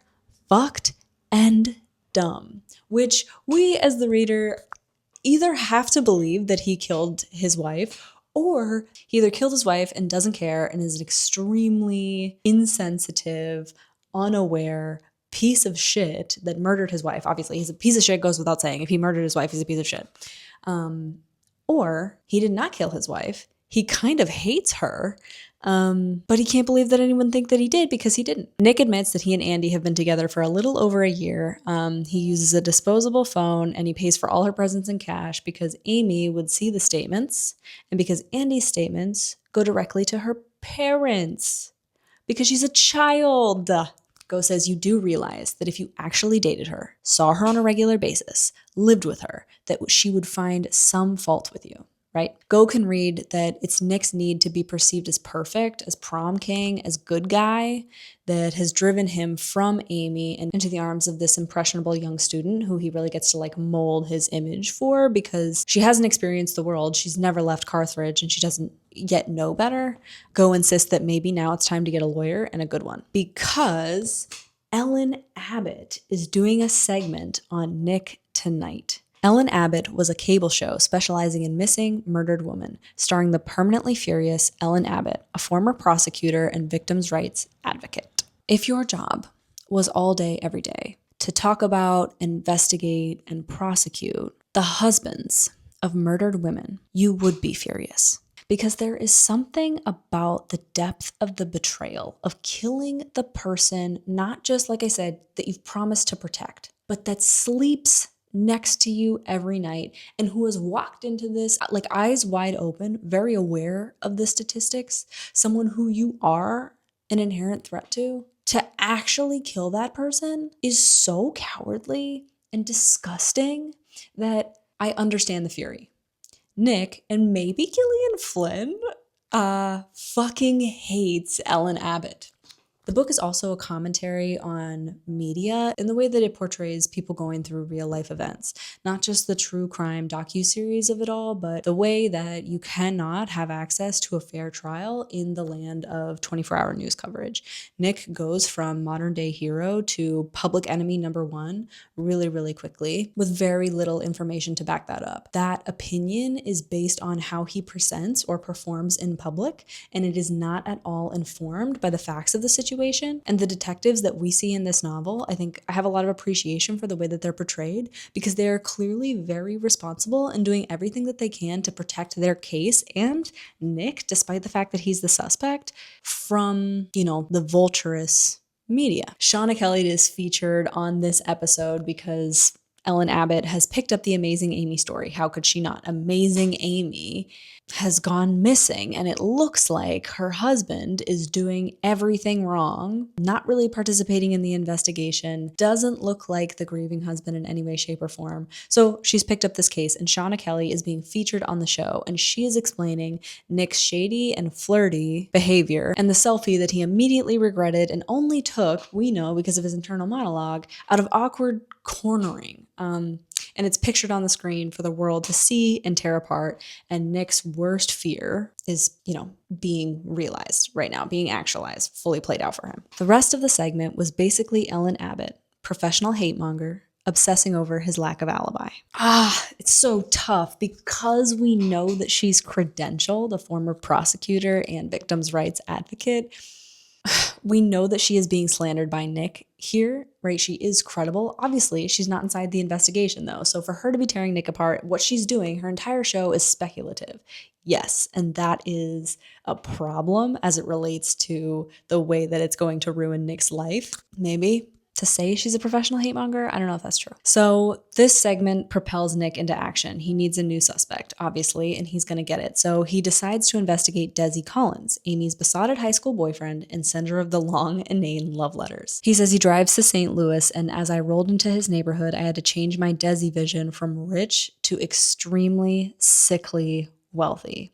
I dressed for the meeting, a decent suit and tie, but I realized as I rang his doorbell that a $400 suit in this neighborhood was more poignant than if I'd shown up in jeans. He knocks on the door, Desi answers, and Nick thinks that Desi looks like the guy that Nick has always wanted to look like. If you saw the two of us together, you'd assume he was the good guy. Though, it's an interesting assessment because we know that Amy has dated both of these men and dumped one of them. And Nick is not the guy that she dumped. She chose Nick. She likes the way Nick looks. We've had insight into Diary Amy's mind, and we know that she is quite infatuated with who Nick presented himself to be. So Nick has been chosen for a reason, and to feel inferior to Desi is entirely about them more than it is about Amy, obviously. So Desi seemed the definition of a gentleman, a guy who could quote a great poet, order a rare scotch, and buy a woman the right piece of vintage jewelry. Nick recognizes that Desi had actually shown up at the Days Inn during the first days of the searches, and he finds that quite suspicious. He also clocks that Desi has a picture of him and Amy together in high school on his mantle. Nick is kind of antagonistic in their conversation. Desi has invited him inside, and they're sitting in his super air-conditioned St. Louis mansion. And Nick brings up the high school incident wherein Desi stalked Amy. Desi's like, I didn't stalk Amy, we were dating. And Nick says, yeah, well, after you broke up. And he was like, oh, I definitely pined for her, but I don't think I would call it stalking. Nick becomes even more suspicious, and he digs in and he brings up Desi's OD. And Desi is like, what? That's a really bizarre thing to say, but doesn't really respond to it, doesn't touch it. Not a flat out denial, but seems confused by that information. He says, Nick, I thought that you were here raising money for a reward for information about Amy or something. He finds it actually laughable that Nick would consider him a suspect. And then he tells Nick that the police have actually already spoken to him. And he says, you'd think you'd know that. If you were in the clear, probably the police would have told you that they already spoke to me. So I wonder what that means for you. We get the Oedipus complex here. Desi is clearly still infatuated with Amy, which is why his high school prom picture is on his grown adult 38-year-old man mantle. That is so weird. But, it seems unlikely that he kidnapped her because he seems too gentle, too refined, too soft, for lack of a better word. Desi's mother enters the room and looks like a blurry vision of Amy, and she is described as smelling very vaginal.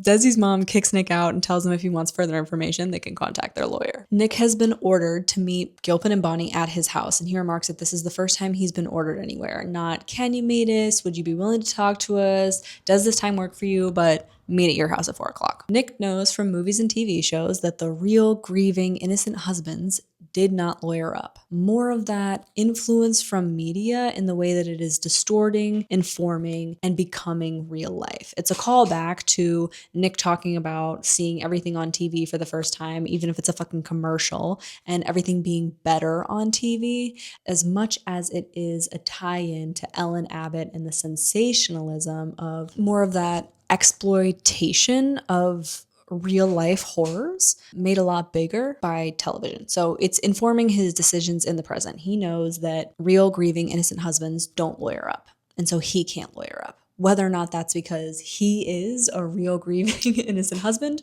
or because he's trying to look like one, he knows that that's the wrong move in a way that he wouldn't without SVU and shit. So they confront him about the fact that the people in his life are all surprised to hear that he was at the beach the morning that Amy went missing, because they all are like, yeah, Nick's not really a beach guy. And he's kind of explaining it away, but it all is so flimsy. He's like, yeah, well, you know, I don't lay out in the sun, but I take my coffee there. And Detective Boney's like, where'd you get your coffee? Like, that would help us. We really need an alibi for you, Nick. And he's like, well, I didn't buy coffee that day. And she's like, really? Well, you didn't make it here because there's no coffee here.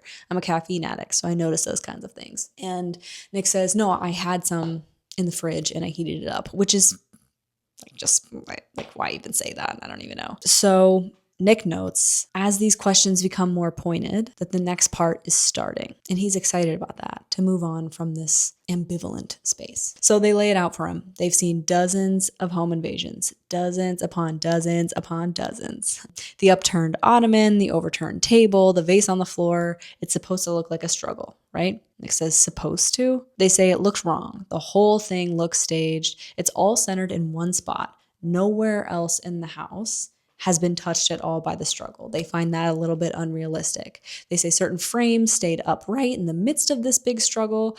Books have been swept backwards off a table when the table fell forward, so the books would have fallen forward as well. Nick tells us in his internal monologue that he'd been hoping that they were dumb cops, local rubes, aiming to please, trusting the local guy. I didn't get dumb cops. I really appreciate that about this book, that these cops are great detectives, particularly Detective Boney. The ottoman is flipped upside down, but after some experimentation prompted by Boney, it proves impossible to have flipped upside down without physically overturning it. You have to literally pick it up and flip it over. So it doesn't make any sense. It's clear that this scene of the struggle has been staged. They've done a luminol sweep and the kitchen floor lit up. A lot of blood was spilled here. Amy's type, B positive.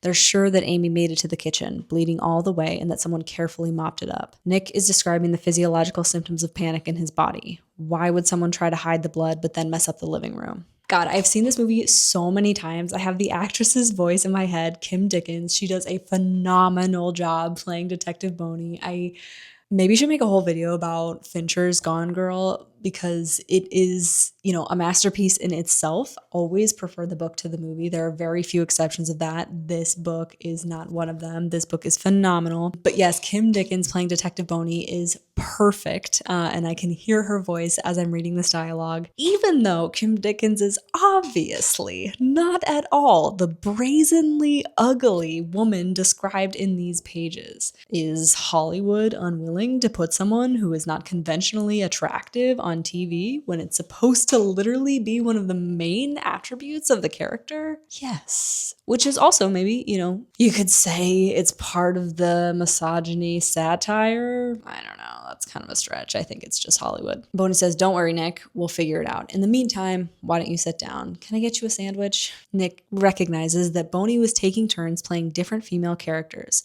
Powerful woman, doting caregiver, to see what got the best results. Nick asks if this could be a case of a runaway wife thing. He says none of this scene makes any sense. They say unlikely, as she hasn't used her credit or ATM cards and there were no major cash withdrawals the weeks before. And Gilpin adds, not to mention the blood. A lot of blood was spilled here. He says, your wife got nerves of steel? And Nick says, yes, she does. She also had a deep phobia of blood, but I'd wait and let the brilliant detectives figure that out. So Rhonda Boney appeals to him. She says, Nick, the only thing that can make you look bad is you holding out on us. Please, talk to us about your marriage. And he says, well, you know, we've had bumps, just disagreements. And then he says, you know, Amy is a blow stack. which is another interesting choice of words. But he says that she bottles everything up and then she explodes and then it's over. We never go to bed angry. And Boney says, never. And he says, never. I lied. She says, is it money what you mostly argue about? He says he's not sure, just stuff, marriage stuff. And they ask, what sorts of stuff did you argue about the night before Amy went missing? And he says married couple stuff, the cat box. They're hard pressed to believe that they screamed about the cat box for an hour. And Nick says, it's the principle of the thing. I worked a lot of hours and Amy doesn't. And I think it would be good for her if she did some basic maintenance. Gilpin is trying to get in good with him. Nick is very aware that these cops are putting on different masks, playing different roles just to try to get him to talk. They're looking for the truth because all of this evidence is stacking up and, it doesn't look good for Nick. So Gilpin says, I get it. You just wanted a housewife. Of course. And he says, no, and that doesn't actually line up with who we know Nick to be. I don't know about you guys, but when I am reading this book, perhaps it's my own internalized misogyny, perhaps it's Ben Affleck, but I like Nick. I don't like Nick. I just understand him, I guess. If he killed his wife, he's obviously a piece of shit, my feelings notwithstanding. But I believe him when he's saying he didn't want a housewife, right? Like, we know who he was or who he knew Amy to be when he married her, and she's extremely ambitious. And yes, she is very wealthy and very beautiful, and perhaps those were the draws. But not just the way that it's presented by Diary Amy, but the way that Nick is talking about the dissolution of their marriage makes me inclined to kind of understand what happens, or what happened, which is just that he lost his job, they lost their money, he lost both his parents in quick succession, he had to move back to his hometown, and he feels like a piece of shit. And so he's acting like one. And also, he hates his wife. So anyway, he says, no, I didn't just want a housewife. I wanted whatever Amy wanted. I didn't really care. Amy couldn't decide what to do here. She couldn't find a job, but when she stayed home, she was unhappy. And she'd wait for me to fix it. It was like I was in charge of her happiness, which is funny because clearly Nick feels that Amy is in some sense in charge of his happiness. Let's talk a little bit about self-actualization, individuation, as it relates to managing other people's perception of you. If one's psychological needs go unmet throughout the entirety of their lives, you get to a space where you are unwilling to express your own needs because you don't really understand them. Not to mention, if your parents weren't able to or did not anticipate your needs as a child, you grow up believing that it's your partner's job to do so. So, the same thing that Nick has done to Amy. He believes that his personhood is either validated or invalidated by her opinion of him. If she sees him as something that is disappointing, something that has ruined his life, someone who's meant to be a superhero but is not living up to task, he now has to think those things of himself. He's not aware of boundaries and he hasn't built his own identity. He clearly does not have any values or is no longer acting in accordance with the values that he thought he did have, because I think a lot of his identity was wrapped up in his job and moving to New York and always having a job and being really hyper independent and self-reliant. And he has to see himself through someone else's eyes because maybe he's avoiding his own view of self, or he discards it. He thinks it's unimportant. I don't know. But he believes other people get to judge his character and are more judges of his character than he is of himself. So even though he spends every iota of time trying to manipulate the way that other people judge his character, it's really important that people think he's good and kind. Anyway, Nick says, I couldn't make her happy. She didn't want to be happy. It started with a lie, the cat box, and turned it into a surprising burst of pure truth. And I realized why criminals talked too much, because it feels so good to tell your story to a stranger, someone who won't call bullshit, someone forced to listen to your side. They ask him if he can afford this lifestyle, Amy not having a job. He says, yeah, I mean, they're making it work. When they initially got married, Amy was really wealthy, like extremely wealthy. And then her parents fell in hard times and all the jobs were lost. They say, okay, Nick, well, we've been going over your finances and they do not look good. They explain that he is $212,000 in credit card debt. Nick is given the records and it's a bunch of versions of his name over and over and over again on these credit cards. And he is panicked. He says, this is identity theft or something. They say, yeah, well, Noel Hawthorne. And he's like, yeah, well, I don't really give a fuck about Noel Hawthorne. Someone has stolen my identity and has, created all these purchases in my name. And they say, well, Noelle Hawthorne, the best friend of your wife, she says your wife was extremely troubled by your marriage, that you were upset about the money stuff, that your wife was worried about your temper. He says, my wife does not even know Noelle Hawthorne. She has never mentioned her name. They say, Nick, that's just not true. They have tons of photos of your wife and her family on adventures dating back to last October. And Nick is like, okay, well, maybe they're photoshopped or something because they are not friends, nor would Amy ever be friends with Noelle Hawthorne, which perhaps looks like, again, a really unkind view of his wife. Or anyway, more damning evidence. Nick bumped up his wife's health insurance coverage to $1.2 million. And Nick says this was Amy's idea. He is clearly exasperated. He's like, all I did was sign the paper. She said it was the right business move or something. I don't even know why we did it. Basically, he's saying Amy managed our finances. And maybe that's true, right? Because she's in charge of the bar, because we know that the reason that he has to buy all of Andy's gifts in cash is because Amy would see them on the statements. Amy is not oblivious to their financial situation. So Nick they've laid out all the evidence for him, or what he believes is all the evidence. And he says, maybe it's time I get a lawyer. We're back to Diary Amy's account. It is October 21st, 2011. Amy says Nick's mom has died and her son has come unmoored. Amy says she's done what she can, tried to love and even mother Nick, but ultimately he's been extremely rejecting of her and her affection. She says she obviously can't talk to her parents, the double psychologists, because they wouldn't understand. They're soulmates, all peaks, no valleys. And she believes they'd write another Amazing Amy book, a fictitious rebuke wherein Amazing Amy celebrated the most fantastic, fulfilling, bump-free marriage ever because she put her mind to it.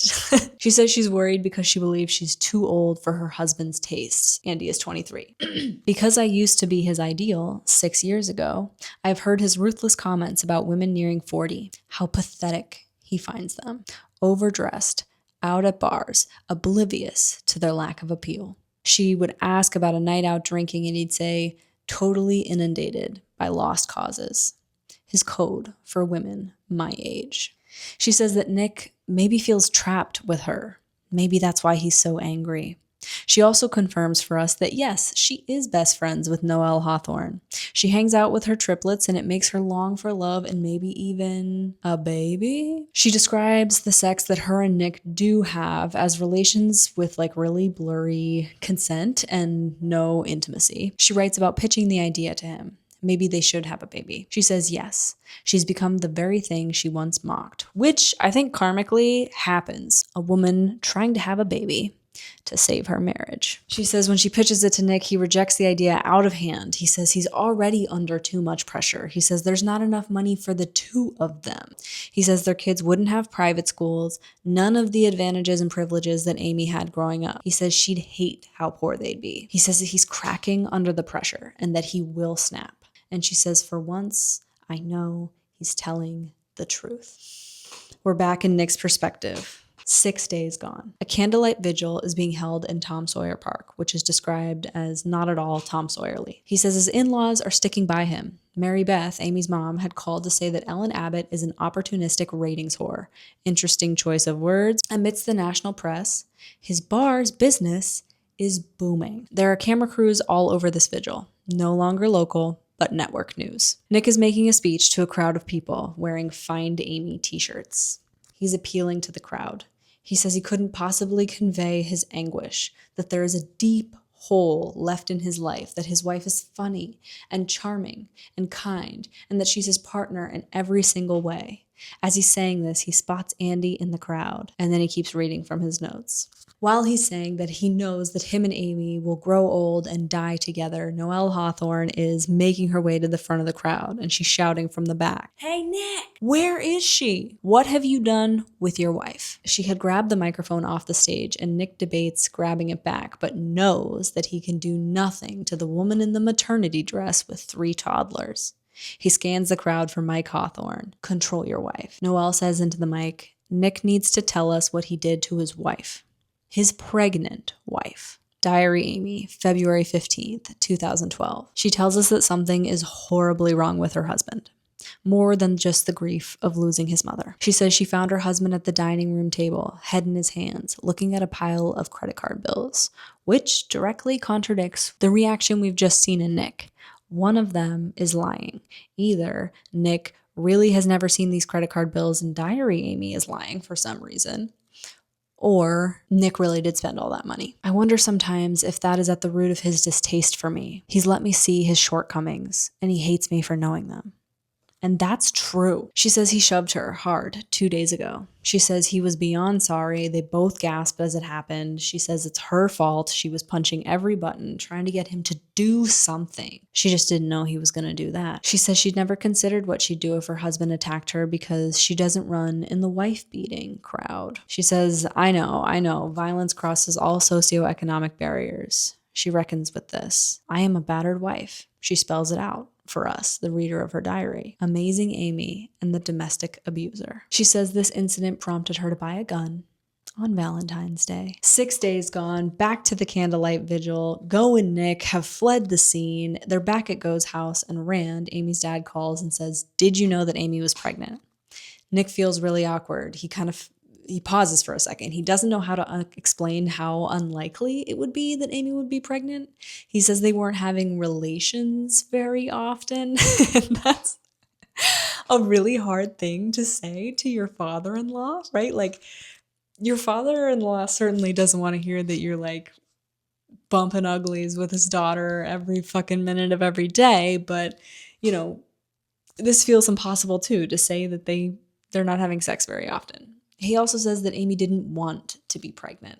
Go overhears this conversation. She says, Nick, why are you lying? Why did you just lie to Rand and tell him it was Amy who didn't want a baby? And Nick says, that's true. Amy didn't want a baby. And Go says, well, you told me it was you that didn't want kids. And he says, yeah, well, I just didn't want another reason for you to hate Amy. So I lied. And she's like, oh, cool. Another lie between us. That's really weird because before 4 days ago, I didn't think you could keep anything from me. And now you've kept 2 really enormous life things from me. So she says, all you've done since Amy disappeared is lie.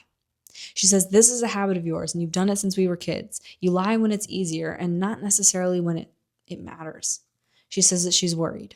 She says, do you remember when we used to play that game? Would you love me if?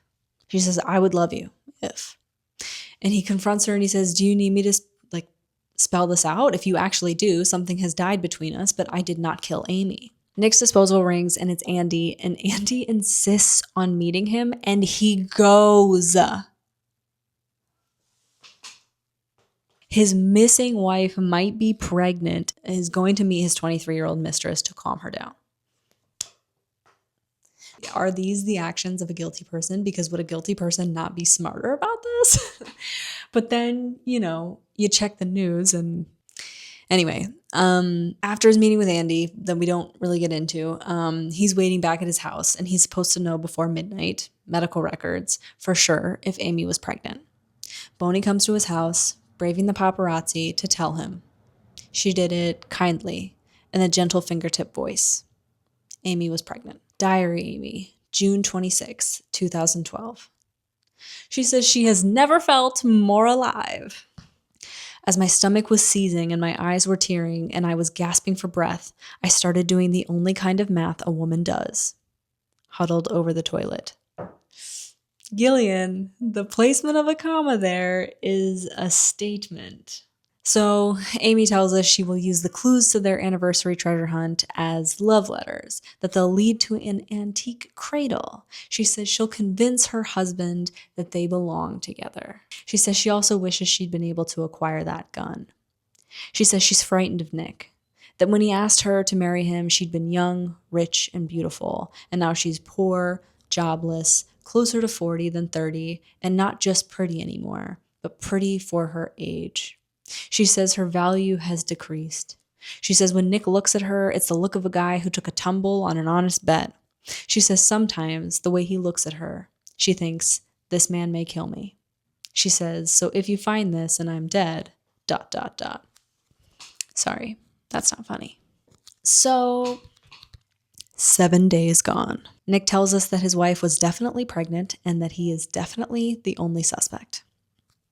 So he's resolved himself to hire a lawyer, Tanner Bolt, also known to the media as Dickhead Defender. He's infamous for defending men who seemingly, definitely killed their wives, and he finds a way to win cases that seem pretty unwinnable. He has to fly to New York to meet with Tanner Bolt, and as they're talking together, Tanner Bolt presents him with information about Tommy O'Hara, who's called the tip line numerous times. Tommy O'Hara was accused of date raping Amy in 2005.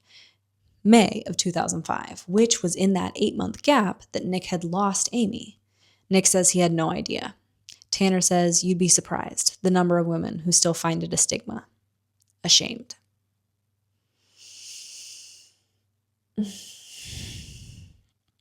Tanner says Amy dropped the charges, probably didn't want to testify. He says that if they decide to work together, to the tune of a $100,000 retainer, he'll check it out. He says, you have to tell me everything though, because if you don't tell me everything, we're fucked.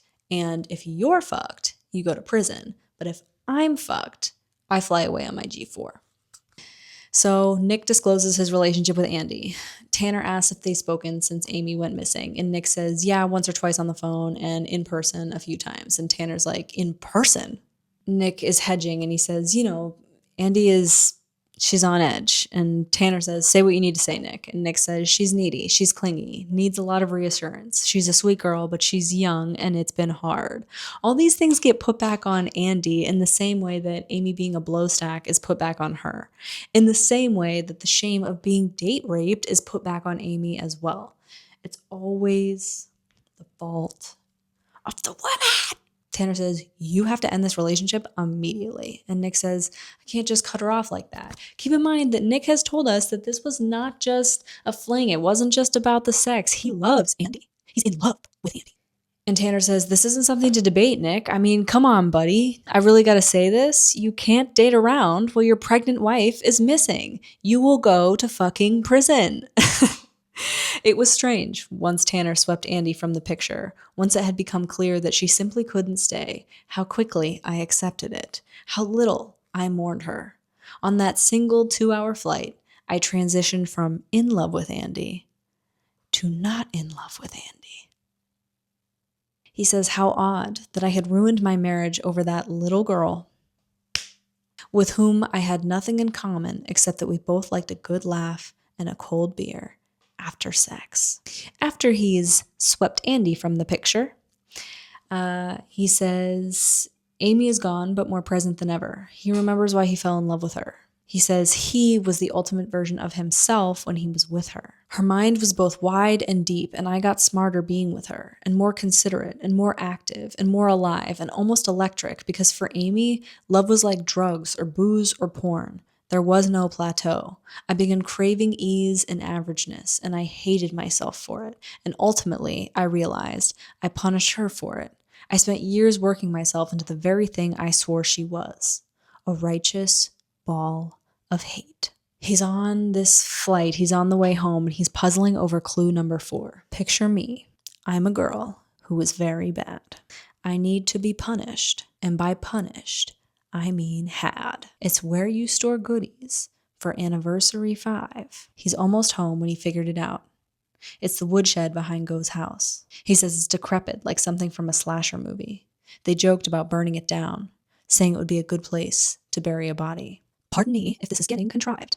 A good time was had here right at sunny midday, then out for a cocktail, all so terribly gay. So run there right now, full of sweet sighs, and open the door for your big surprise. Nick gets to the shed. Picture me. He opens the door.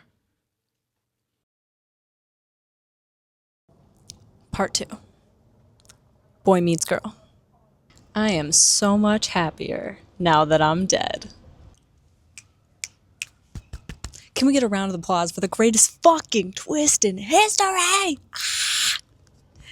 All right, it's Amy. The day of.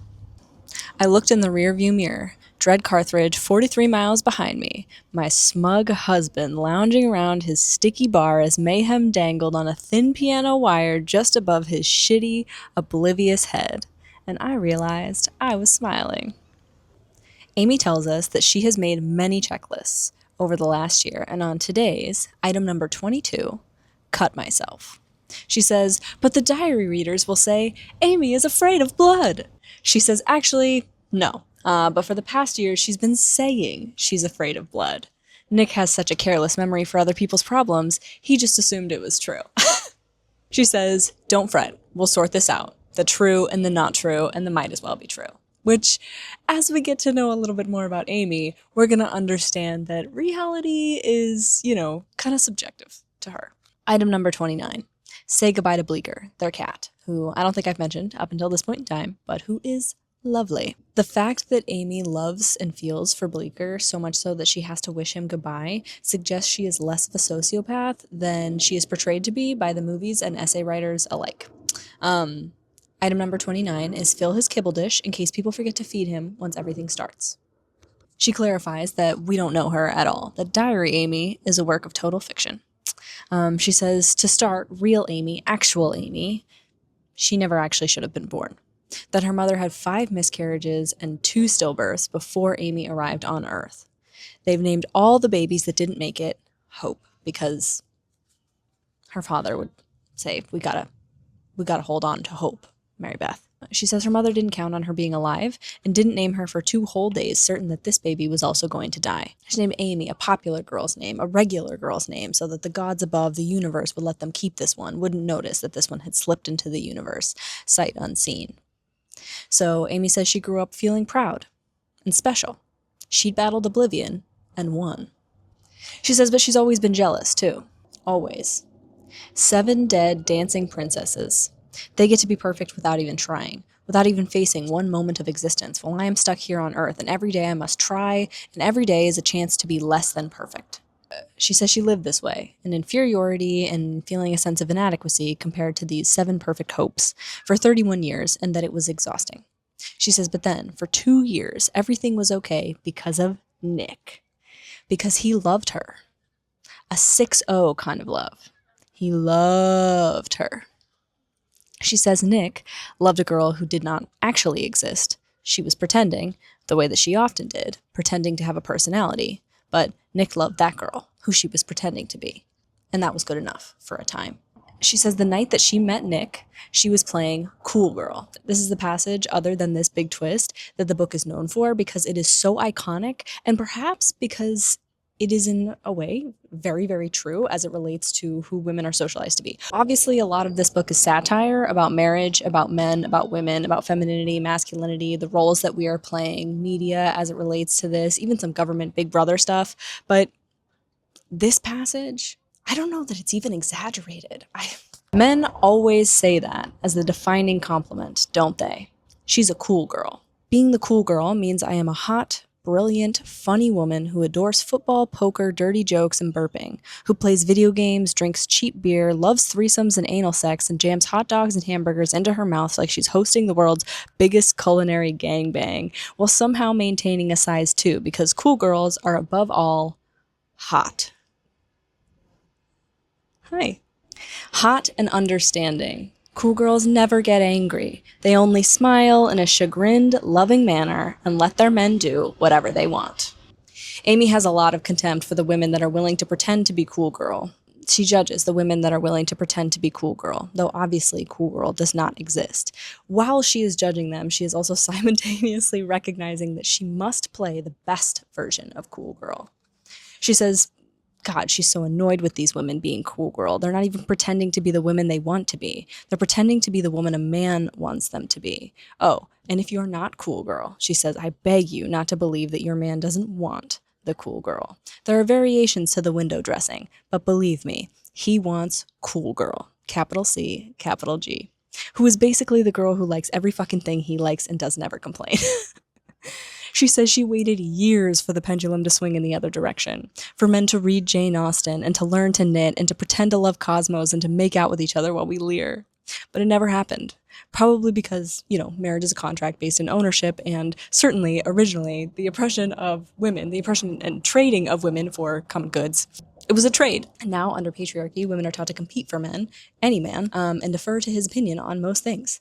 Women, under Maslow's hierarchy, rarely, if ever, get to feel safety, and thus never even get to a space where they can feel a sense of belonging, again, under patriarchy, and so their individuation becomes really stunted, and they end up doing this chameleon thing. Under patriarchy, women are taught to believe that they are inferior to men, and thus being chosen by any man, regardless of who he is, just the fact that he has a dick is the goal, will validate your worth as a human and your existence on the planet. It is an objectification of yourself, viewing yourself as a possession and a sight. This is obviously horrifying and disgusting and hopefully changing, though it doesn't seem to be blowing in that direction right now. But Amy says for someone like her, someone who likes to win, it was tempting to be the girl that everyone wants. Until Nick, I never really felt like a person because I was always a product. Amazing Amy has to be brilliant, creative, kind, thoughtful, witty, and happy. We just want you to be happy. She says pretending this way for Nick was initially fun. She says she was willing to do it for him because he was worth it. Might be worth it for once if they call me a slut. She says so it was kind of fun, this performance, pretending for Nick because he was worth it. She said all she had to do was not think past the first step of anything. She describes a litany of examples, things that Nick doesn't really think about that she used to, as a responsible adult, had to, things relative to health and recycling and so on and so forth. But not thinking past the first step to anything, that was the key. But she says that this performance was ultimately unsustainable, and it had to end. I hated him for not knowing it had to end, for truly believing he had married this creature, this figment of the imagination of a million masturbatory men, semen-fingered and self-satisfied. She says it was actually her relationship with Nick, funny enough, where she felt so safe, so loved, such belonging, that made her realize that the real version of herself was so much more interesting and complicated and challenging than cool Amy. But Nick preferred cool Amy to real Amy. She says, can you imagine finally showing your true self to your spouse, your soulmate, and having him not even like you? 7 days gone. We're back to Nick's perspective. And here's where we really start to understand the true brilliance and the true insanity of Amy and Gillian Flynn. Nick tells us that Amy has used the treasure hunt not to bring them together as a loving couple again, the way he had, which is what he had originally thought while reading all the clues, but to take him on a tour of his infidelities. Every place a clue was hidden was a place where he and Andy had relations. They couldn't use a motel for credit card reasons. That means his office, his dad's house, Hannibal, Missouri, and Go's woodshed are all places where he had sex with Andy. It is later explained that they couldn't get a motel or really go to her place, she has roommates, because his wife is neither trusting nor stupid, which implies that she is in charge of the credit card bills. So we do have confirmation there. And couldn't put it on Andy's credit card because her statements go to her parents. So Nick realizes that all of this, the entire thing that's being laid out right now, is Amy punishing him. Because the woodshed, the final stop on the treasure hunt, is filled with every gizmo and gadget I swore to Bonnie and Gilpin I hadn't bought with credit cards I swore I didn't know anything about. He knocks on Go's door and he leads her without a word to the woodshed. Go is momentarily terrified, and it occurs to Nick that she believes that he is confessing. Nick knows they'll never be able to undo or erase this moment wherein his twin sister believed him to have murdered his wife. He explains that he is being framed by Amy, and she snaps too. It takes her a couple blinks. Her last clue, he says, led me right here, and no, I didn't know about any of this stuff. It's her grand statement, presenting, Nick goes to jail. So hurry up, get going, please do, and this time I'll teach you a thing or two. The last words of Amy's first clue, how did I not see it? Go says, if she's framing you, why is she bothering to tell you? And Nick says, because she always needed that praise, that validation, all the time, which is something they have in common. He says, she wants me to know I'm being fucked. Amidst all of this contraband is another anniversary note and present. And Go's like, you should absolutely not go in there. Do not touch anything inside of there. And Nick is like, my DNA is probably all over this. Like, obviously, she's Amy. In that note, Amy indicates that she is sending Nick up the river. And inside the anniversary box are Punch and Judy dolls, and him and Go try to figure out what the hell are these puppets? They're old. It takes him and Go a second to figure it out. What is the point of these puppets? Obviously, Amy is making some sort of statement here. And eventually they come to the conclusion that Punch and Judy was a really old and violent puppet show about domestic violence. And in the end, Punch kills Judy and their baby.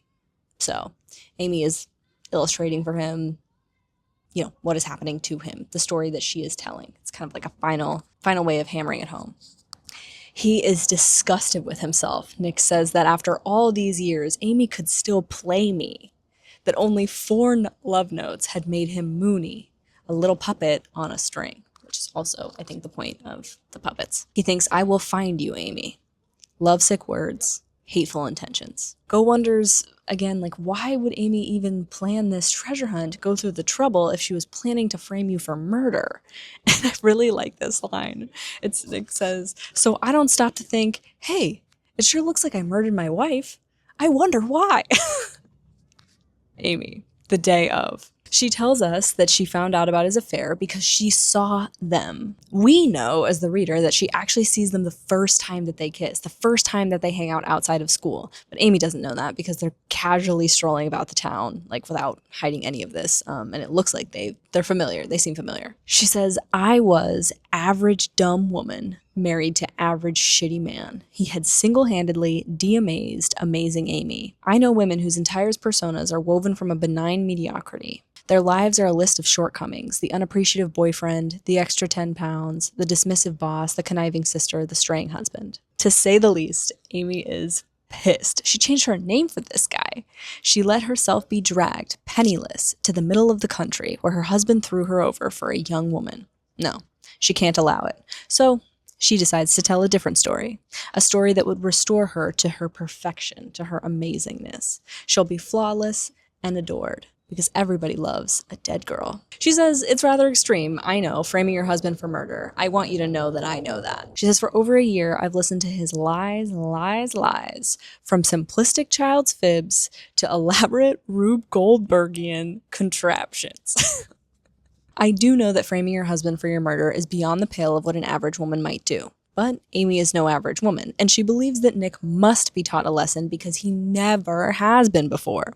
She thinks he's his charm Nicky self living his charm Nicky life, and she must restore justice. Besides, Amy has always believed she could plan the perfect murder. People who get caught because they don't have patience. They refuse to plan. And if there's anything that Amy fucking loves, it's a plan. She details all the ways that she has put the pieces of this perfect plan into place, taking 20s out of the ATM here and there over the course of a year so there's no large cash withdrawal, stealing from the tip jar at the bar, knowing that Nick and Go are not going to confront each other about it because she says they both feel too bad for the other, buying a used car in cash 2 states away 5 months ago, and then moving its parking spot twice a month in St. Louis.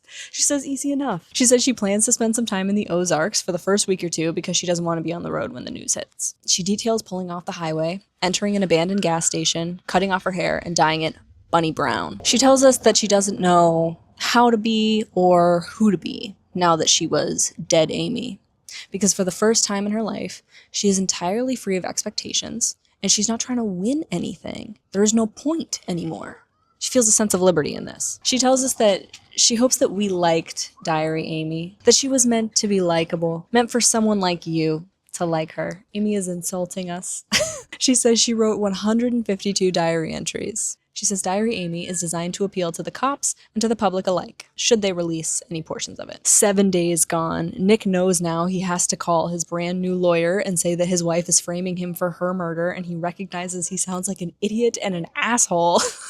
I really like that we get access to Nick's internal monologue, because if we didn't, we probably wouldn't like him, because his actions alone obviously are what the public and the press are scrutinizing, and we would probably be speculating and tearing him apart as well. But the entire time, even when he was securing Tanner Bolt as a lawyer, he's very aware, right? Like, he's like, I'm a piece of shit. I am acting horribly. After he calls Tanner and he does that, Nick goes to bed, and Andy knocks on the back door of Go's house, and they have a breakup scene that ends with her biting his cheek. He gets a little rough, kind of like yanking her inside, and he's like, right in the noose, Andy, which is intense and not at all the vibe of the way that they've been engaging with each other, even just the night before. But now that Tanner has said, like, you need to break up with Andy and you need to contain this, he's like, he's over it. He's over Andy. Now, also that he understands what's going on and that Amy is playing this game with him, he's taking it a little bit more seriously, like, because he might seriously go to prison, because the evidence is all seriously going to point to him. There is no other suspect. Nobody else did this. It's definitely going to look like he did this, and Andy's presence is terrifying him. He even contemplates telling her about Amy framing him, but then he thinks, no, Andy couldn't play Amy's game. She'd want to be my teammate, and she'd drag me down. Andy reveals in this conversation that she is his alibi for the morning Amy went missing, and this at least explains why she hasn't wavered in her belief that he didn't kill his wife with the prenup that he swore he didn't love and that he was going to leave. But he's like, no, you're my alibi for like an hour that morning. They think she went missing the night before. It's not going to do anything other than reveal to the cops that I have a very young, very pretty mistress. We're back to Amy. We're back in time. She's been gone for 5 days, and she's holed up in a hideaway cabins. And she says she watches all the levers and latches she put into place do their work. She says last night her disposable rang, and it means that Nick has gotten to clue number 3. His dad's house. She says she changed the code 2 weeks ago and then listed her secret cell phone as the number to call. She describes the staged crime scene, the mopped up blood. She wonders why Noelle hasn't come forward yet about the pregnancy, and she is very anxious for Ellen Abbott to pick up her story. Amy says it's as much a part of his punishment as prison. For darling Nicky, who spends so much time worrying about people liking him, to know he is universally hated. She says that this is the hardest part, waiting for the stupid people to figure it out. That's us. That would be us. We are the stupid people. Ellen is on TV promising a story, and Amy thinks, hurry up, Ellen, or Ellen. We have that in common. We are both people and entities. Tampon commercial, detergent commercial, maxi pad commercial, Windex commercial. You'd think all women do is clean and bleed. She says Ellen shows up and she is pissed. News, Nick fucked himself already, taking candid photos with a townie during a search for me. What an idiot. I love it.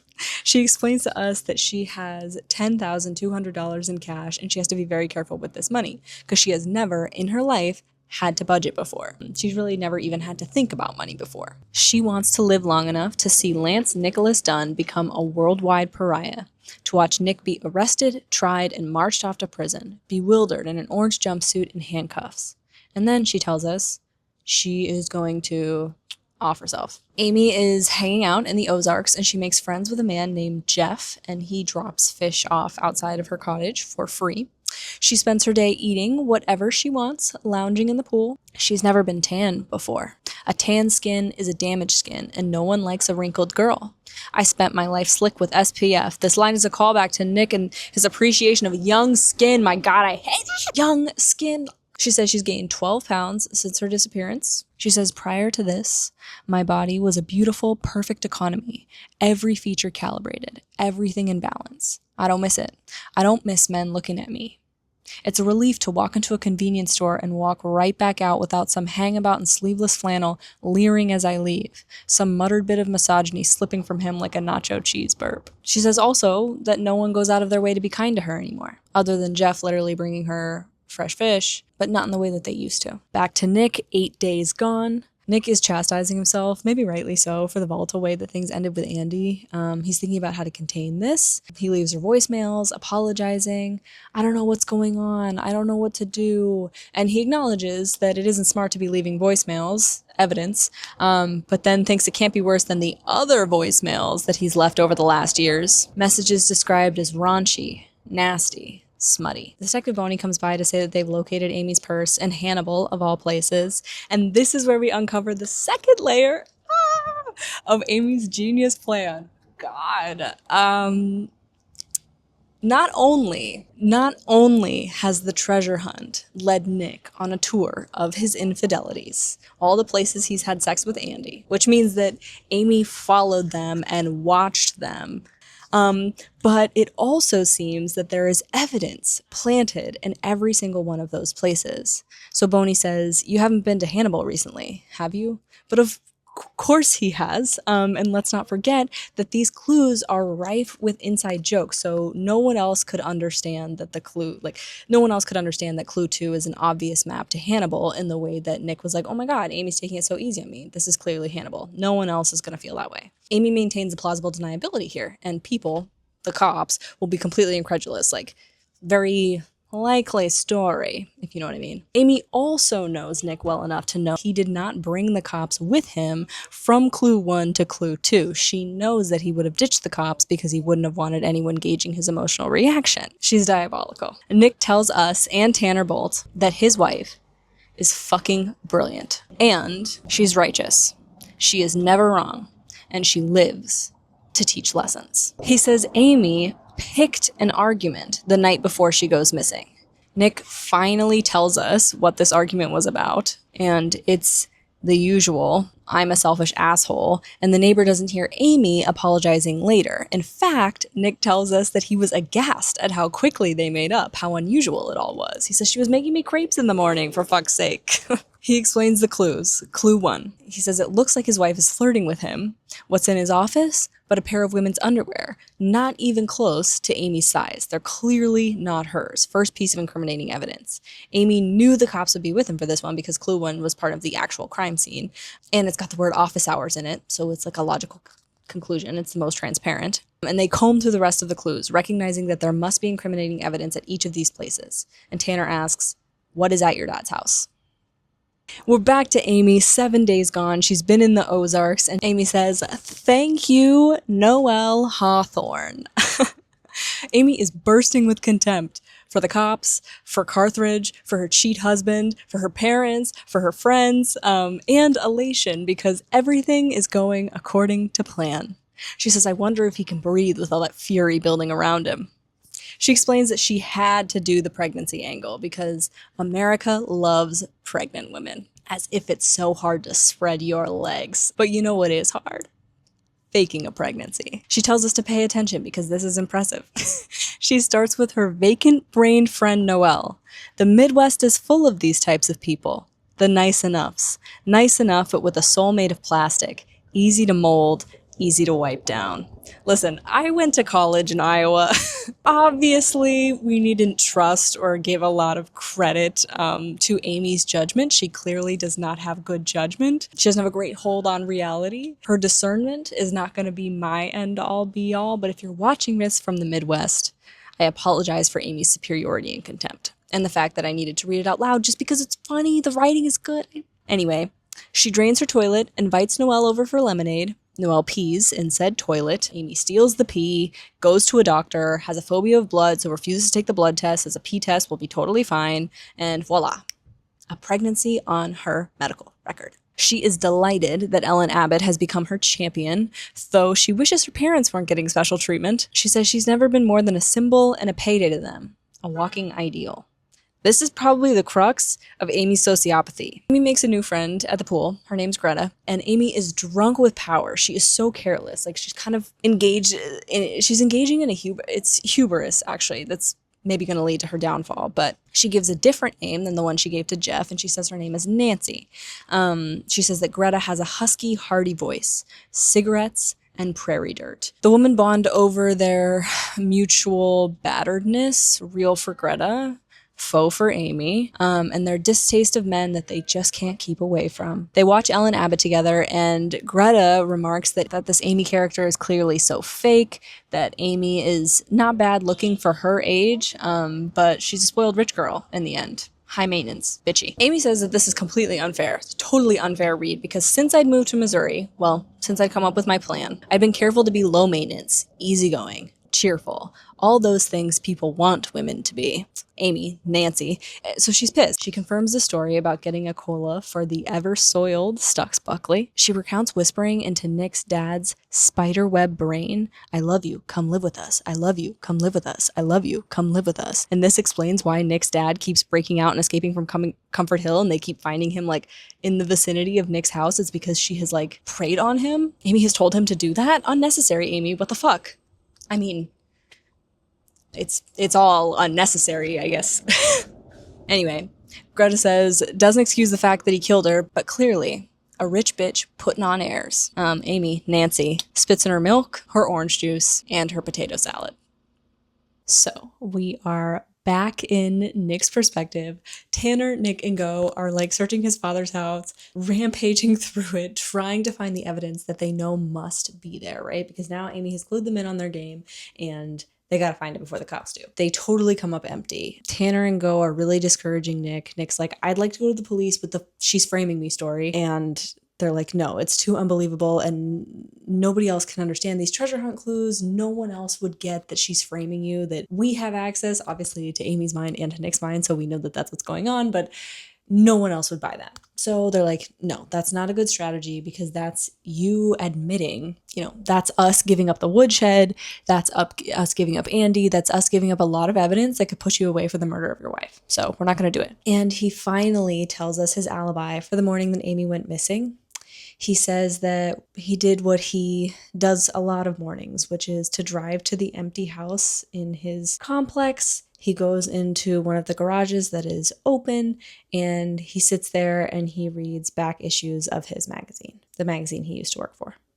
He says he didn't want to tell anyone because he didn't want anyone to feel sorry for him. And then he says he looks up and Tanner and Go are looking at him looking very, very sorry for him. There's this interesting moment where Nick is in the shower at his house and he realizes he married a psycho bitch, right? Like, not the casual, my ex is crazy kind of thing, but he says, I got a small, nasty bite of gratification. I really did marry a genuine, bona fide, psycho bitch.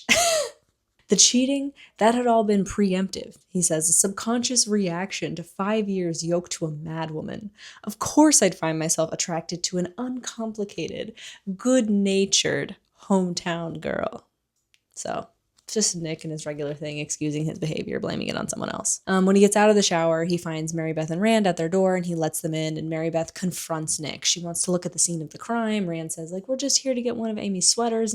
Seriously, stop placating me. I don't want my daughter's sweater. I want my daughter. I want to know what happened to her. I want to know where she is. And she confronts Nick. She says, did you hurt her? Nick is sort of furious in a way that he never has been before. Mary Beth and Rand have been very accepting of Nick and really brought him into their lives, into, their family. He doesn't have a real father figure, and so Rand has sort of been that for him. But now that he understands kind of like who and what Amy is, he's pissed with them. He thinks, like, he's looking at his in-laws and he's like, you raised a monster and then you unleashed her on the rest of the unsuspecting world. Like, what the fuck is wrong with you guys? How are you pointing the finger at me? He says, no, of course it didn't hurt Amy. And Mary Beth rejects his denials, says it doesn't even matter. She says even if Amy comes home fine, even if Nick had nothing to do with this, she will never forgive him for how casually he's conducted himself throughout all of this. They leave and he recognizes that he's lost the Elliots. Nick, back to investigating, calls Tommy O'Hara. Tommy O'Hara has been brought up a few times before as a man who has called the tip line. And as a man who's called the tip line, he's called a few times and hasn't been able to get a hold of anyone. And he is the man accused of date raping Amy in 2005. So Nick calls Tommy O'Hara. Tommy picks up, recognizes that it's Nick, and says, like, hold on, I'll call you back in like 2 minutes. And he calls him back from a bar and is like, this is a conversation that needs to be had at a bar. He says he saw it on the news and knew immediately. He says he was afraid to call the tip line, that he should probably cut his losses, that he should not get involved with Amy in any way, shape, or form, and that he's lucky to have gotten out the way that he did because we know that Amy dropped the charges. He says, but he wishes someone had done him the same favor, which is like sort of guys looking out for guys. You know what I mean? Warranted in this instance. It's good. Bro camaraderie. I love it. Nick asks him if he did it. Did he date rape Amy? Tommy says, fuck you. Did you do it? And Tommy says, let me guess. Your marriage was not happy. Amy was not happy? He says, you don't have to tell me, but I probably already know. And he says, you must know this as you're married to the woman. Amy likes to play God when she's not happy. Old Testament God. Meaning, Amy likes to teach lessons. I wish you could see me. I am not your alpha male, date rape, douchebag kind of guy. In fact, I am a twerp. My go-to karaoke song is Sister Christian. I weep during The Godfather every time. He says he met Amy at a party, that she's cool and hilarious and weird and overall cool. And we know, because of the whole cool girl thing, that there it is, right? Like, that defining compliment. Amy's right. They start dating and he's delighted because he doesn't usually click with girls who look like Amy. But then he discovers that she's actually not at all the girl that he thought he was dating. She can quote funny things, but she doesn't actually like funny things. He says he can't figure out why she started dating him in the first place because it seems pretty clear that Amy doesn't like Tommy, that she's trying to change him the entire time that they're dating. So Tommy says he starts to make excuses, kind of ghosts her, but doesn't entirely cut it off because she's super gorgeous and he's an idiot. self-described. He starts seeing someone else and Amy finds out. He has no idea how. Anyway, Amy comes over one night, kind of unexpected. She's got a bootleg copy of his favorite comedian. They're drinking, hanging out. He says her legs are across his lap and they have sex, consensual sex. They kiss goodbye at the door, the whole shebang. Next thing he knows, the cops are at his door and Amy's got wounds that are consistent with forcible rape. It looks really, really bad, and then suddenly she drops the charges. He says a few weeks later he gets a letter that says, maybe next time you'll think twice. And then he never heard from her again. And then last week, he sees her on the news and he thinks she's graduated to murder. He tells Nick that whatever she's got cooked up, he bet it's drum fucking tight. You should be scared. Back to Amy's perspective. 8 days gone. She's been hanging out with Greta and Jeff, and she's cataloging their adventures, mini golf and whatnot.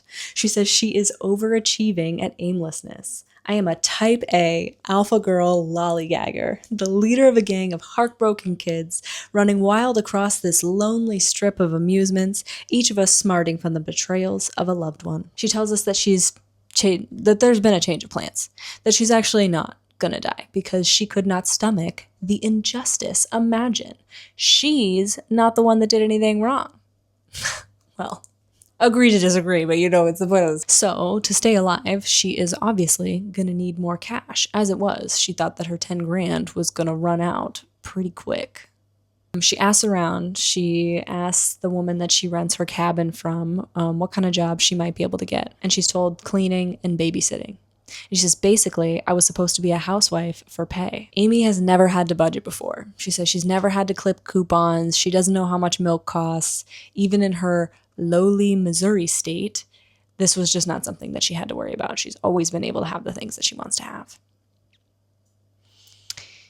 Hubris maybe leads her to keep her money in a fanny pack under her clothes, and she wears it everywhere. She never parts with it. And it becomes clear that Greta and Jeff are suspicious of that fanny pack, that they know that there's money in it, that they know that she pays her rent in cash each week, and that, you know, she's clearly very protective of this fanny pack. There's a moment where it seems like Jeff is maybe trying to steal from Amy. He separates her one night, knocks on the door, says, heard you were looking for money. You can come catch some fish with me, and he kind of keeps prodding her to take off her clothes.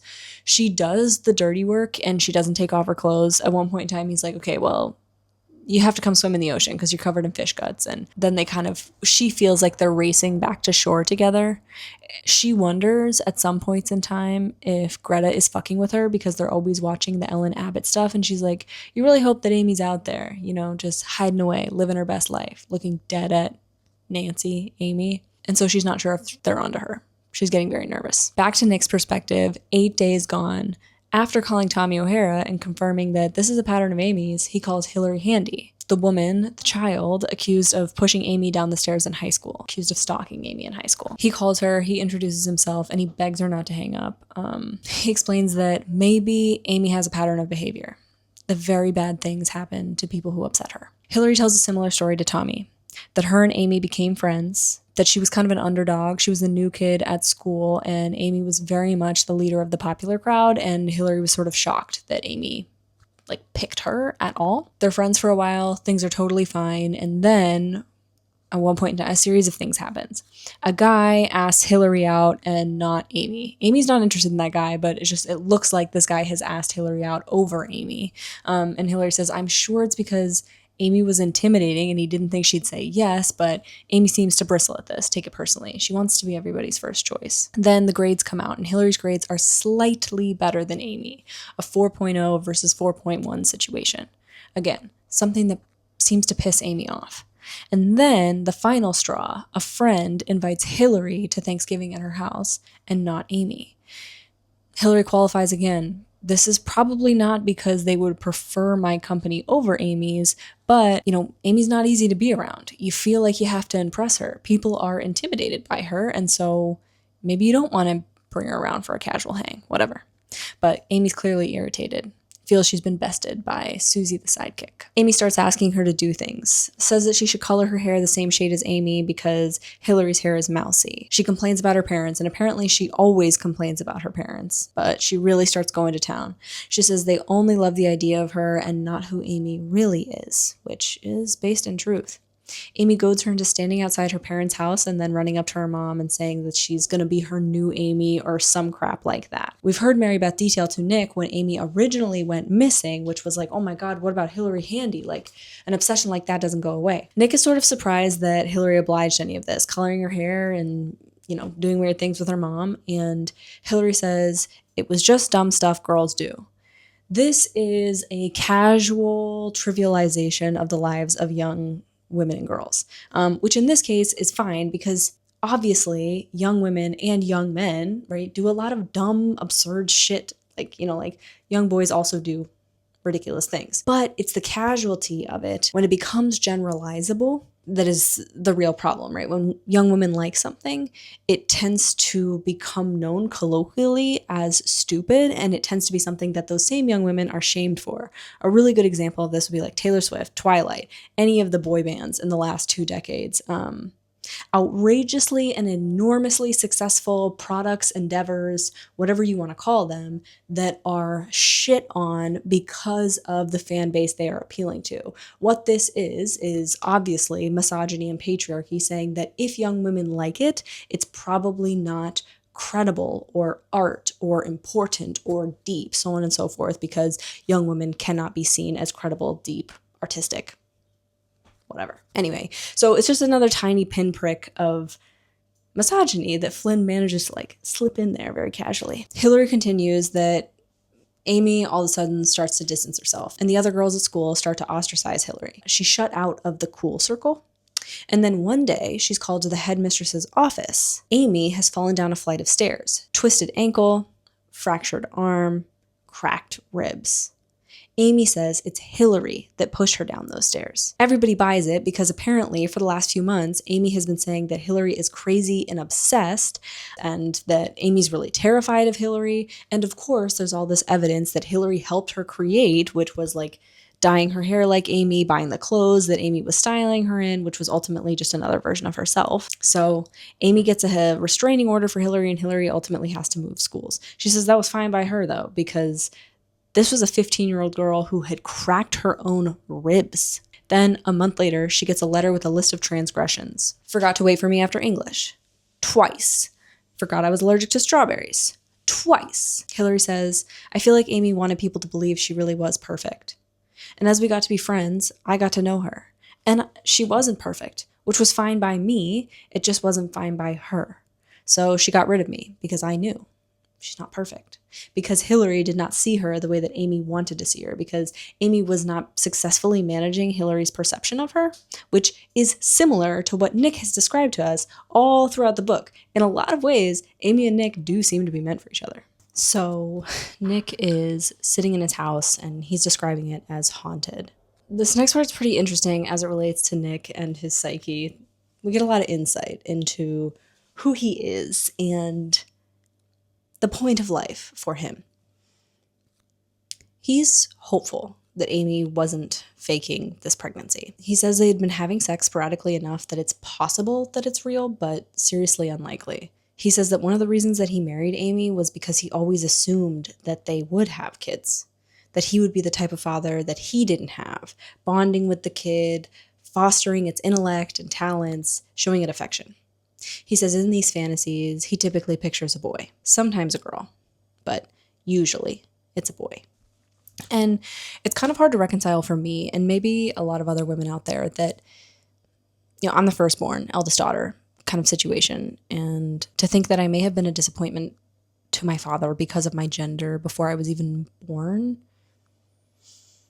it's just shitty. Patriarchy hurts everyone. What the hell? He said he never actually asked Amy if she wanted kids, always just assumed. More patriarchy. He says he suffered from these regular, insistent paternal aches, these pangs of, I want a baby, which is interesting because that's a reversal of what the normal gender roles would maybe call for, or the way that they're usually talked about in books and media, so it's cool. He says after their job layoffs, it seems like they might have kids, it's a possibility for the first time ever, and Amy announces without any sort of pomp and circumstance that she's off the pill. They have sex regularly for 3 months, and then without any initial success, they decide to seek medical intervention. But this was after they moved to Missouri that they sought medical intervention. The point of all this is to have Nick tell us that Nick did his part, which was masturbate, and that Amy never seemed interested in following through with any other aspects of this procedure or process. He says a few months later, they receive a letter in the mail notifying him that his sample would be destroyed if they didn't take any action. And Nick left it on the counter for her to deal with. And later he found the letter in the trash, so he believes that his specimen has been destroyed. Nick wants a baby. He tells us a baby with Amy. Amy's baby. He says when he'd found the letter in the trash, by that time he'd already been secretly dating Andy for months, so he had no right to be upset, but that didn't stop his aching. It didn't stop me from daydreaming about our boy, mine and Amy's. Which is like, ugh. The rest of the book rolls really quickly. It picks up a lot of speed here. Nick tries to go to a bar and the bartender won't serve him because he thinks he murdered his wife. So he's like, your money's no good here. And then he just kind of ignores him. He's noticed by a girl that he thinks is about Andy's age. And of course we get a description of her because how could we not? She's Asian, black shoulder length hair, cubicle cute. Anyway, she tells him she works for an online journal and she begs him for an interview. She reminds him of himself when he was young and unjaded and very gung-ho, a real journalist. He decides that the only way he's going to get Amy back, I'm going to get you back, whether I'm going to be your wife or going to smash up your white guy, haven't decided yet, I'm going to get you back. He decides the only way he's going to get Amy back is if she decides to come back. So a light bulb goes off over his head. Ding. And he decides to say yes. He's going to let this young woman journalist interview him in this bar a few drinks in. One of the points being made here is that as soon as Nick knows which part he is meant to play, he can play it. And he can play it damn well. This mirrors Amy's ideology about personality and turning it on and off, and like the way that we amplify different facets of our personality. In the way that Amy's saying that she chooses her personality and being really obvious about that and is being like labeled as a sociopath. I mean, there's not that much different than that. That's not a super different idea than the chameleoning that women are thought to, meant to, supposed to do, and even that Nick does as it relates to meeting someone's expectations of you and believing that it's your job to play the role that they want you to play. So now that he's playing that role, he thinks to himself, take control of the story, Nick, for both the capital P public and the capital C wife. Amy is 9 days gone and she's very skittish. She does not trust the friends that she's made and she worries that they know who she is. And so she's cleaning out her cabin. She's going to wipe off all the fingerprints. She needs to get the hair from the drain. She needs to remove any evidence that anyone can prove that Amy Elliott Dunn was in this cabin. Because if they can, she'll go to jail for faking her own death. Not to mention what Ellen Abbott would say. But before she leaves, she goes to the local library where she watches the video of Nick's drunken declarations. She is enraptured. Nick talks about how he has always been besotted with his wife. Yes, but ultimately that he has failed her as a husband, that he's been wrong, and he hopes that it's not too late. He says he has a lot to make up to her. And the reporter asks, like what? He laughs. In better days, I used to call it the talk show laugh. It was the quick downward glance, the scratching of the corner of the mouth with the casual thumb, the inhaled chuckle that a charming movie star always deploys right before telling a killer story. He says he stopped trying. He wasn't the man he needed to be. And Amy totally buys it. She is downright cheerful. She is so excited. She's saying horrible, resentful, awful things about the people of the Ozarks while at the same time like cheering on the inside with absolute elation. She thinks, my husband loves me, because she has really just shown him, right? She knows that he's found all the clues. She has fully shown him who she is, which is someone, a master manipulator, a puppeteer, someone who is righteous, right? And he sees her. And she thinks he accepts her and loves her, after all. She's cleaned out her cabin, about to head out the door, when she is robbed and semi-attacked by her would-be friends. They arrive at the door and they push their way in, and while they come in, Amy thinks better to pretend everything is fine and hope that it's true. This is Flynn acknowledging what a lot of women feel right before they are attacked. Everything in us tells us to avoid the panic rising up in us. Hopefully, nobody's going to hurt you. And it gets a lot of us killed. So they steal all of her money and they leave her with a quarter and a dime. And they say, be careful, be more careful at your next place. Quarter and a dime. It's all the money she has in the world. 35 cents. We're back in Nick's perspective, and he is now being labeled on the internet as maybe the guy that didn't kill her after all. Tanner is pissed, but Nick is vindicated. He feels he's made the right call. Tanner calls it risky and ridiculous. What if she had worked for Ellen Abbott? What if she'd asked you a harder question than, what do you want to say to your wife? Tanner informs Nick that because he's been so good here, he is going to do a legit interview in a controlled environment with a serious journalist, Sharon Schieber. This character, I think, is meant to juxtapose Ellen Abbott's character.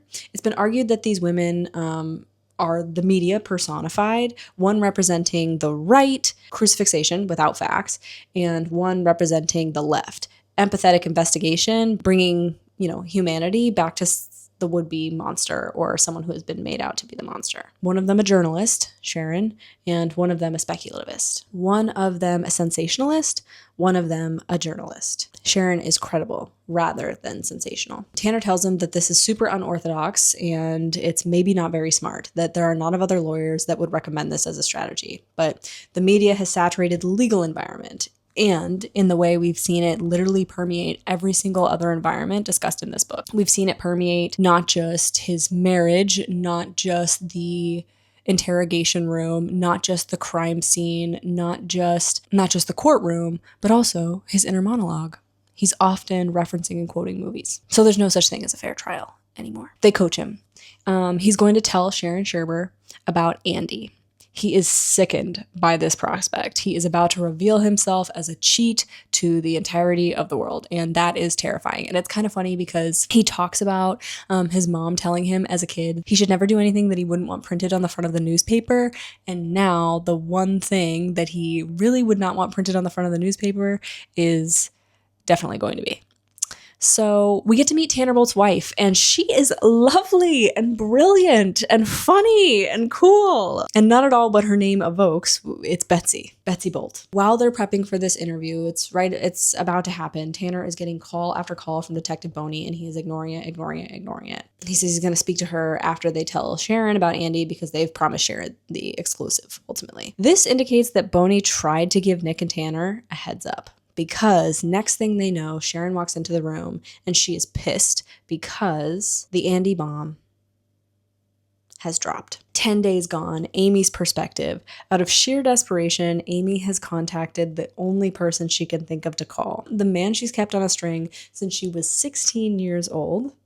Amy is a collector. Nick has told us that. I've called devoted Desi to my aid and a bet. She says despite what she's told Nick and her parents, Desi actually does not unnerve her in the slightest. She says it's always good to have one man you can use for anything. And if there's one thing Desi loves, it's troubled women. They meet up, and Amy is suddenly all too aware of the way that he is seeing her. He would not approve of her new appearance and her new weight, her new skin, her new hair. Desi, too, seems to notice her appearance and find it quite distasteful. She says, the stress drips off me, the nerve of enacting the plan, the fear of being caught, the loss of my money, the betrayal, the manhandling, the pure wildness of being on my own for the first time in my life. She lies to him. She says she spins tales of domestic violence, rage, and pills and liquor and fists. She tells Desi that she had to disappear for her own safety, that Nick is possessive, and swore that he'd never, ever, ever let her go. She begs Desi for money. She's like, please, I just need something to keep me going. And he says, no, I couldn't let you do that. I must rescue you, you broken little bird. He says, come back to my lake house. I'll bring you groceries. And she says, Desi's lake house was a mansion and bringing me groceries was becoming my lover. Gross. Desi tells Amy that Nick came to see him, and Amy is excited by this. She says, Nick has shown more interest in me in the past 10 days than he has in the past few years. Can you believe it? Amy tries another angle. She really just wants the money. She does not want to be Desi's lover, particularly now that she's excited about Nick and thinking that maybe he's in love with her again. It's clear he's not going to give her any, so she's out of angles and out of options, and it's actually hubris that got her this way for a number of reasons, obviously. While they're walking to Desi's car, because she's going to go with him, there's a press conference on TV, and it's Andy. Amy says she looks like a babysitter, and not a sexy porn babysitter, but the girl from down the road, the one who actually plays with the kids. She's come forward regarding her affair with Nick. She says she's ashamed at having been involved with a married man and that it goes completely against her values. After Andy's heartbreaking statement, tears and nerves, pleading for privacy. She's a 23-year-old student. Mary Beth, Amy's mother, speaks and says, given this new knowledge, they've completely withdrawn their support from Nick. We're back with Nick, and it's post-interview with Sharon. And despite the Andy bomb being detonated by Andy instead of him, his interview with Sharon goes super well. He says rumor has it she'd been a cheat herself. She grills him, but listens to his answers, recognizing the cheating on his wife does not equate to killing her. The interview goes as well as it could be expected to, and now they just have to wait for it to air.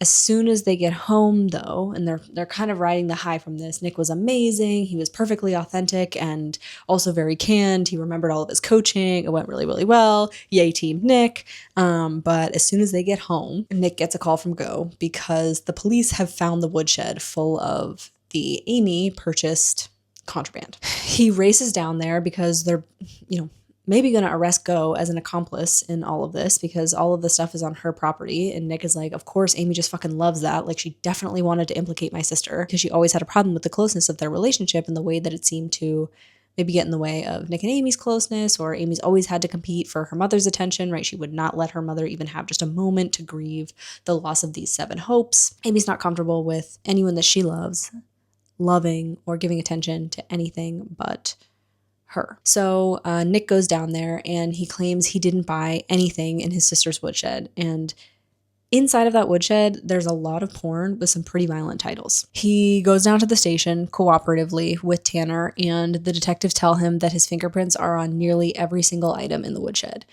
And he says, and then I saw it, how much Amy would have enjoyed this. My deep, self-satisfied sleep, which I lorded over her.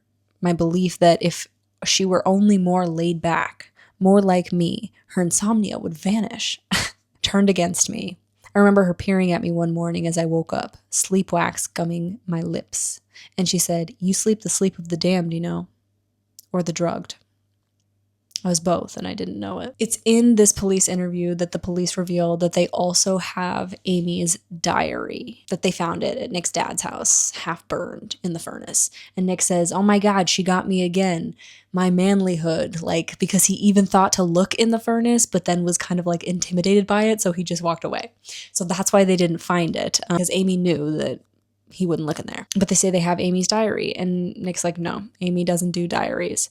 And they say, actually, yeah, she did. 7 years worth of diaries. Amy is 10 days gone, and she is with Desi at his lake house, and she is realizing more and more that this was maybe an enormous mistake. He is controlling her with pamperedness, affection, faux love. He portions her meals, insists that she exercise, buys her hair dye, and refuses to leave her with any money, obviously. We're back with Nick, and he recognizes that this diary is the final nail in his coffin. He said, I found it strange and kind of cute, Amy's guilty pleasures, those cheesy true crime books I'd discovered here and there around our house. I thought maybe she was loosening up, allowing herself some beach reading. Nope. She was just studying. Nick says none of these entries happened. He's frustrated with Detective Boney. Thought she was smarter than this. Amy has other entries that we, the reader, don't have access to, because there's 152 entries. And in these other entries, different instances of violence are described, details of what sound like antifreeze poisoning. Now that Nick understands what's happening, he is not nervous at all. And he's being very different in the interview room than he was the first time. He confirms that this is definitely Amy's handwriting, but the events detailed definitely did not happen. They tell the cops that Amy is framing Nick. The cops obviously don't believe him. They've got his missing wife's diary saying she is detailing the abuse. Her best friend says that she's worried about this. Your fingerprints are on all of this shit that you bought. You're in $212,000 of credit card debt, and you said you didn't even know about that. It feels like a last ditch effort that is obviously transparent. That is obviously quite unlikely. Tanner, in an effort to establish some good faith between him and the detectives, gives them the Punch and Judy doll puppets. And Detective Boney is one of these is missing a handle. And they didn't know what it was before. The cops think they have the other handle, but they do now. Amy has been gone for 11 days, and she's in Desi's cabin, and tonight is Nick's interview. She wants to watch it alone, but Desi insists on watching with her. watching her watch it, obviously.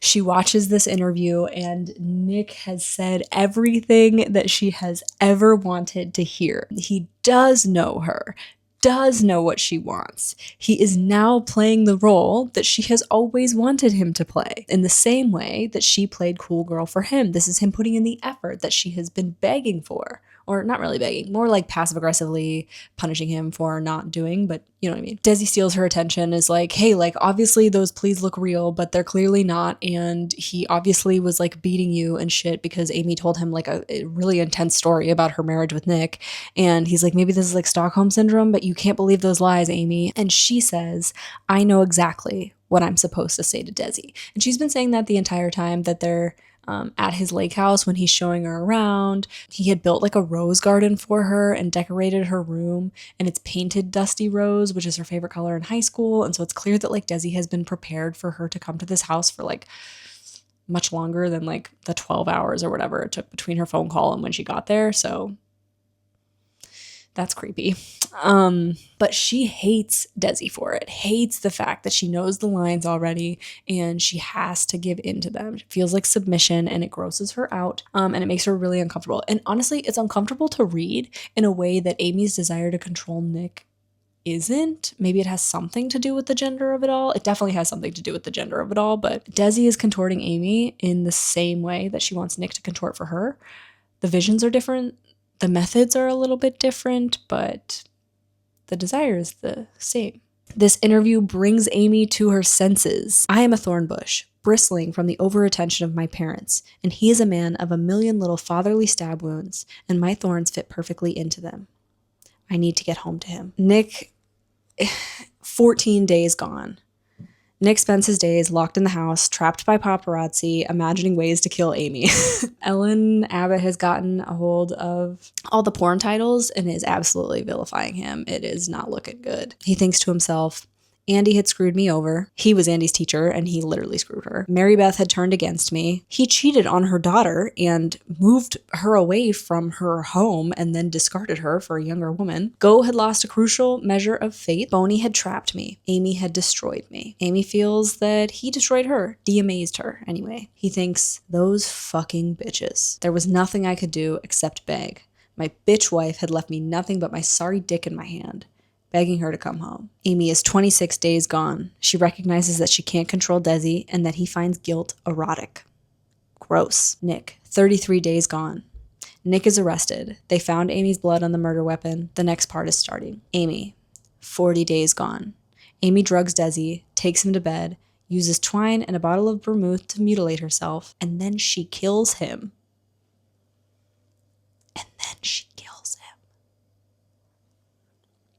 And we, as the reader, we don't mourn him. You know what I mean? Part 3. Boy gets girl back. Or vice versa. Part 3. We're with Nick. 40 days gone. He's out on bond, awaiting trial, and he believes that's because Boney has put in a good word for him. He tapes a nightly plea for Amy to come home, and he posts it on the internet, and he always does it in front of the cuckoo clock that her parents had given her. That really doesn't look very good in their Missouri home, but he knows he has to do it in front of the cuckoo clock. Otherwise, she's going to be like, I bet he threw away my fucking cuckoo clock. But he's just finished tonight's taping, begging Amy to come home, because he's literally begging her to come home. And his doorbell rings. He opens the door. It was my wife. Back. Amy Elliott Dunn stood barefoot on my doorstep in a thin pink dress that clung to her as if it were wet. He pulls her inside, and she tells him her faux story, that Desi kidnapped her, that she can explain everything, and you know, we bet she can. Amy, it's her perspective, it's the night of the return. She's explaining her story to the police. She has all the evidence of her and Desi's relation inside of her. She says the body I present to them is textbook. She is interviewed gently by police. She can account for a lot of the evidence. There's a few blurry details, but that could probably all be explained by the fact that she said she's been hit over the head and kidnapped. She even put her long blonde hairs that she initially kept in a plastic bag in the back of Desi's trunk. So that, verifies her story. Rand, Mary Beth, Go, Tanner, and Betsy are all waiting to greet Amy post-interview. And Nick says it was a bizarre gathering, the feel of it. Not quite reunion, not quite hospital waiting room. Celebratory, yet anxious, like some parlor game where no one had all the rules. Jacqueline Collins, Desi's mom, shows up and is certain that Amy murdered her son. She did, but no one believes her or pays her very much attention. Her statement is kept out of the way of the much better story, the triumphant return of amazing Amy. Amy is released to her family, and it begins. The tears, the hugging, the laughter. Everyone asks her questions. And Nick says, I was thinking my own questions, the same questions I'd thought for years, the ominous refrain of our marriage. What are you thinking? How are you feeling? Who are you? What have we done to each other? What will we do? They go back to the house, and Amy wants Nick and Amy to live together, to share a house and a marriage and a life. Nick is incredulous. She tells him that she forgives him, and his exasperation is furthered. He's like, you forgive me? And she says, wasn't that the point of the videos? And he says, I was just saying what you wanted to hear, Amy. And she says, yes, because that's how well you know me. Nick observes that he'd had this passing feeling as well, when he wasn't fantasizing about killing Amy. I detect a nib of admiration, and more than that, fondness for my wife, right in the middle of me, right in the gut. It was catastrophically romantic. Amy says they need to forget the past and move forward. And Nick is like, you killed a man. He asks if Desi was helping her all along. She flared at that. She didn't need a man's help, even though she clearly needed a man's help. She says, of course not. He says, you came back and saved me, and I thank you for that. Do you hear me? I thank you. So don't say I didn't later on. I thank you, but I need to know. Amy makes Nick strip to ensure he's not wearing a wire. The foundation of marriage. Trust. We get this scene, them both naked in the bathtub with the shower running, in case Nick has bugged the house. We learn that the baby was a lie. Nick says, my wife as a murderer was frightening, repulsive, but the baby as a lie was almost impossible to bear. Nick has spent his entire childhood super traumatized by the fact that his dad neglected and rejected him. So why would he want to subject a baby to the same fate, but on the part of the mother? Like, he would ultimately be repeating his childhood, which is interesting.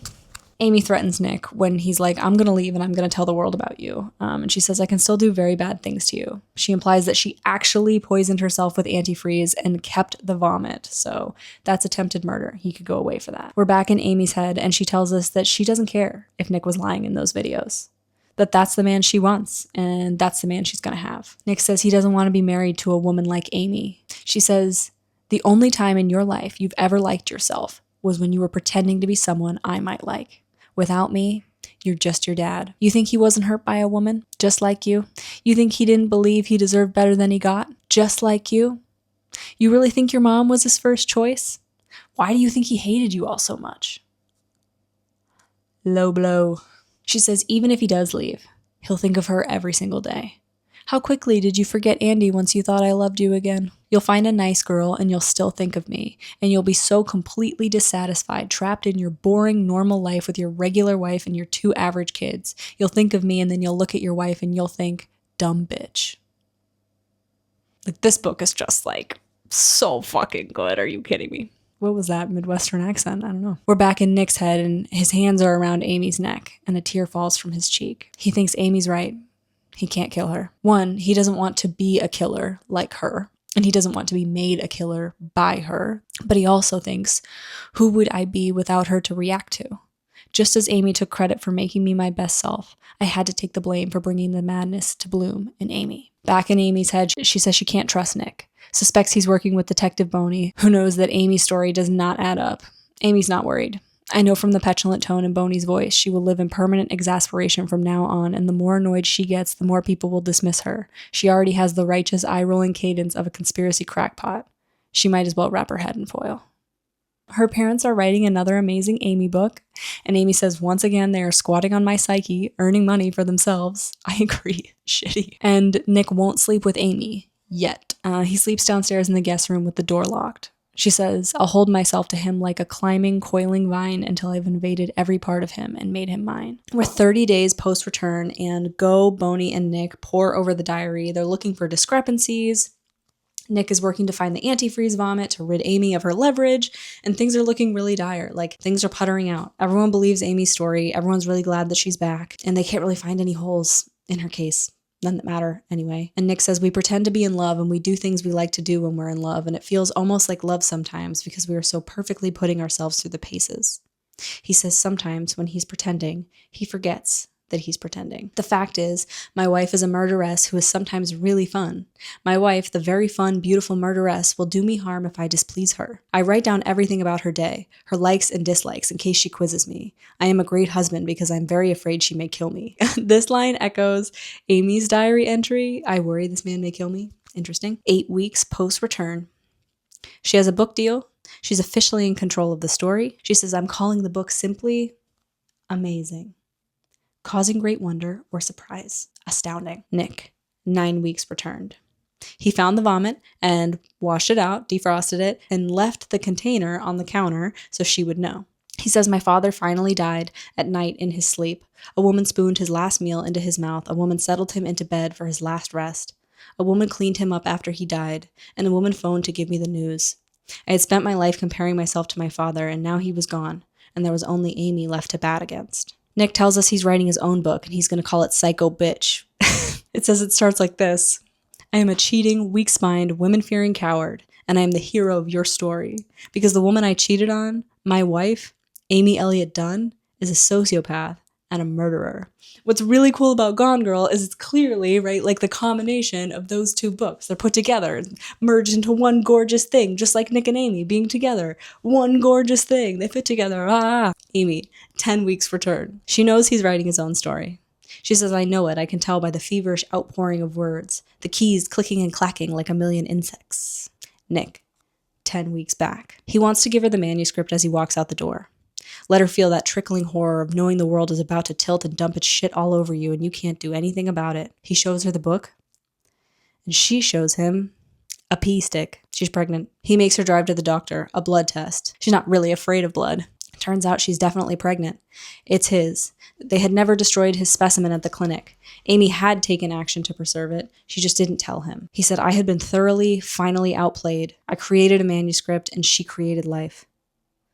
Nick's gonna stay with Amy. He calls off Detective Boney, tells go. He says, I'm rising to my wife's level of madness because I can feel her changing me again. I was a callow boy and then a man, good and bad. She is my forever antagonist. We are one long, frightening climax. Amy says 10 months, 2 weeks, 6 days post-return. Unconditional love is an undisciplined love. And as we all have seen, undisciplined love is disastrous. She doesn't really add anything new. She tells us she just wanted the last word. A fucking masterpiece. God! This book is clearly a labor of love. Gillian Flynn, thank you for your contributions to this earth. If you enjoyed this video, please go ahead and give me a like. If you want more bookish content, feel free to subscribe to my channel. And like I said, I have a newsletter, linked below, where I recommend new books every week. Thank you so much for watching. Gillian Flynn, thank you so much for your contributions to humanity. This has been Gone Girl.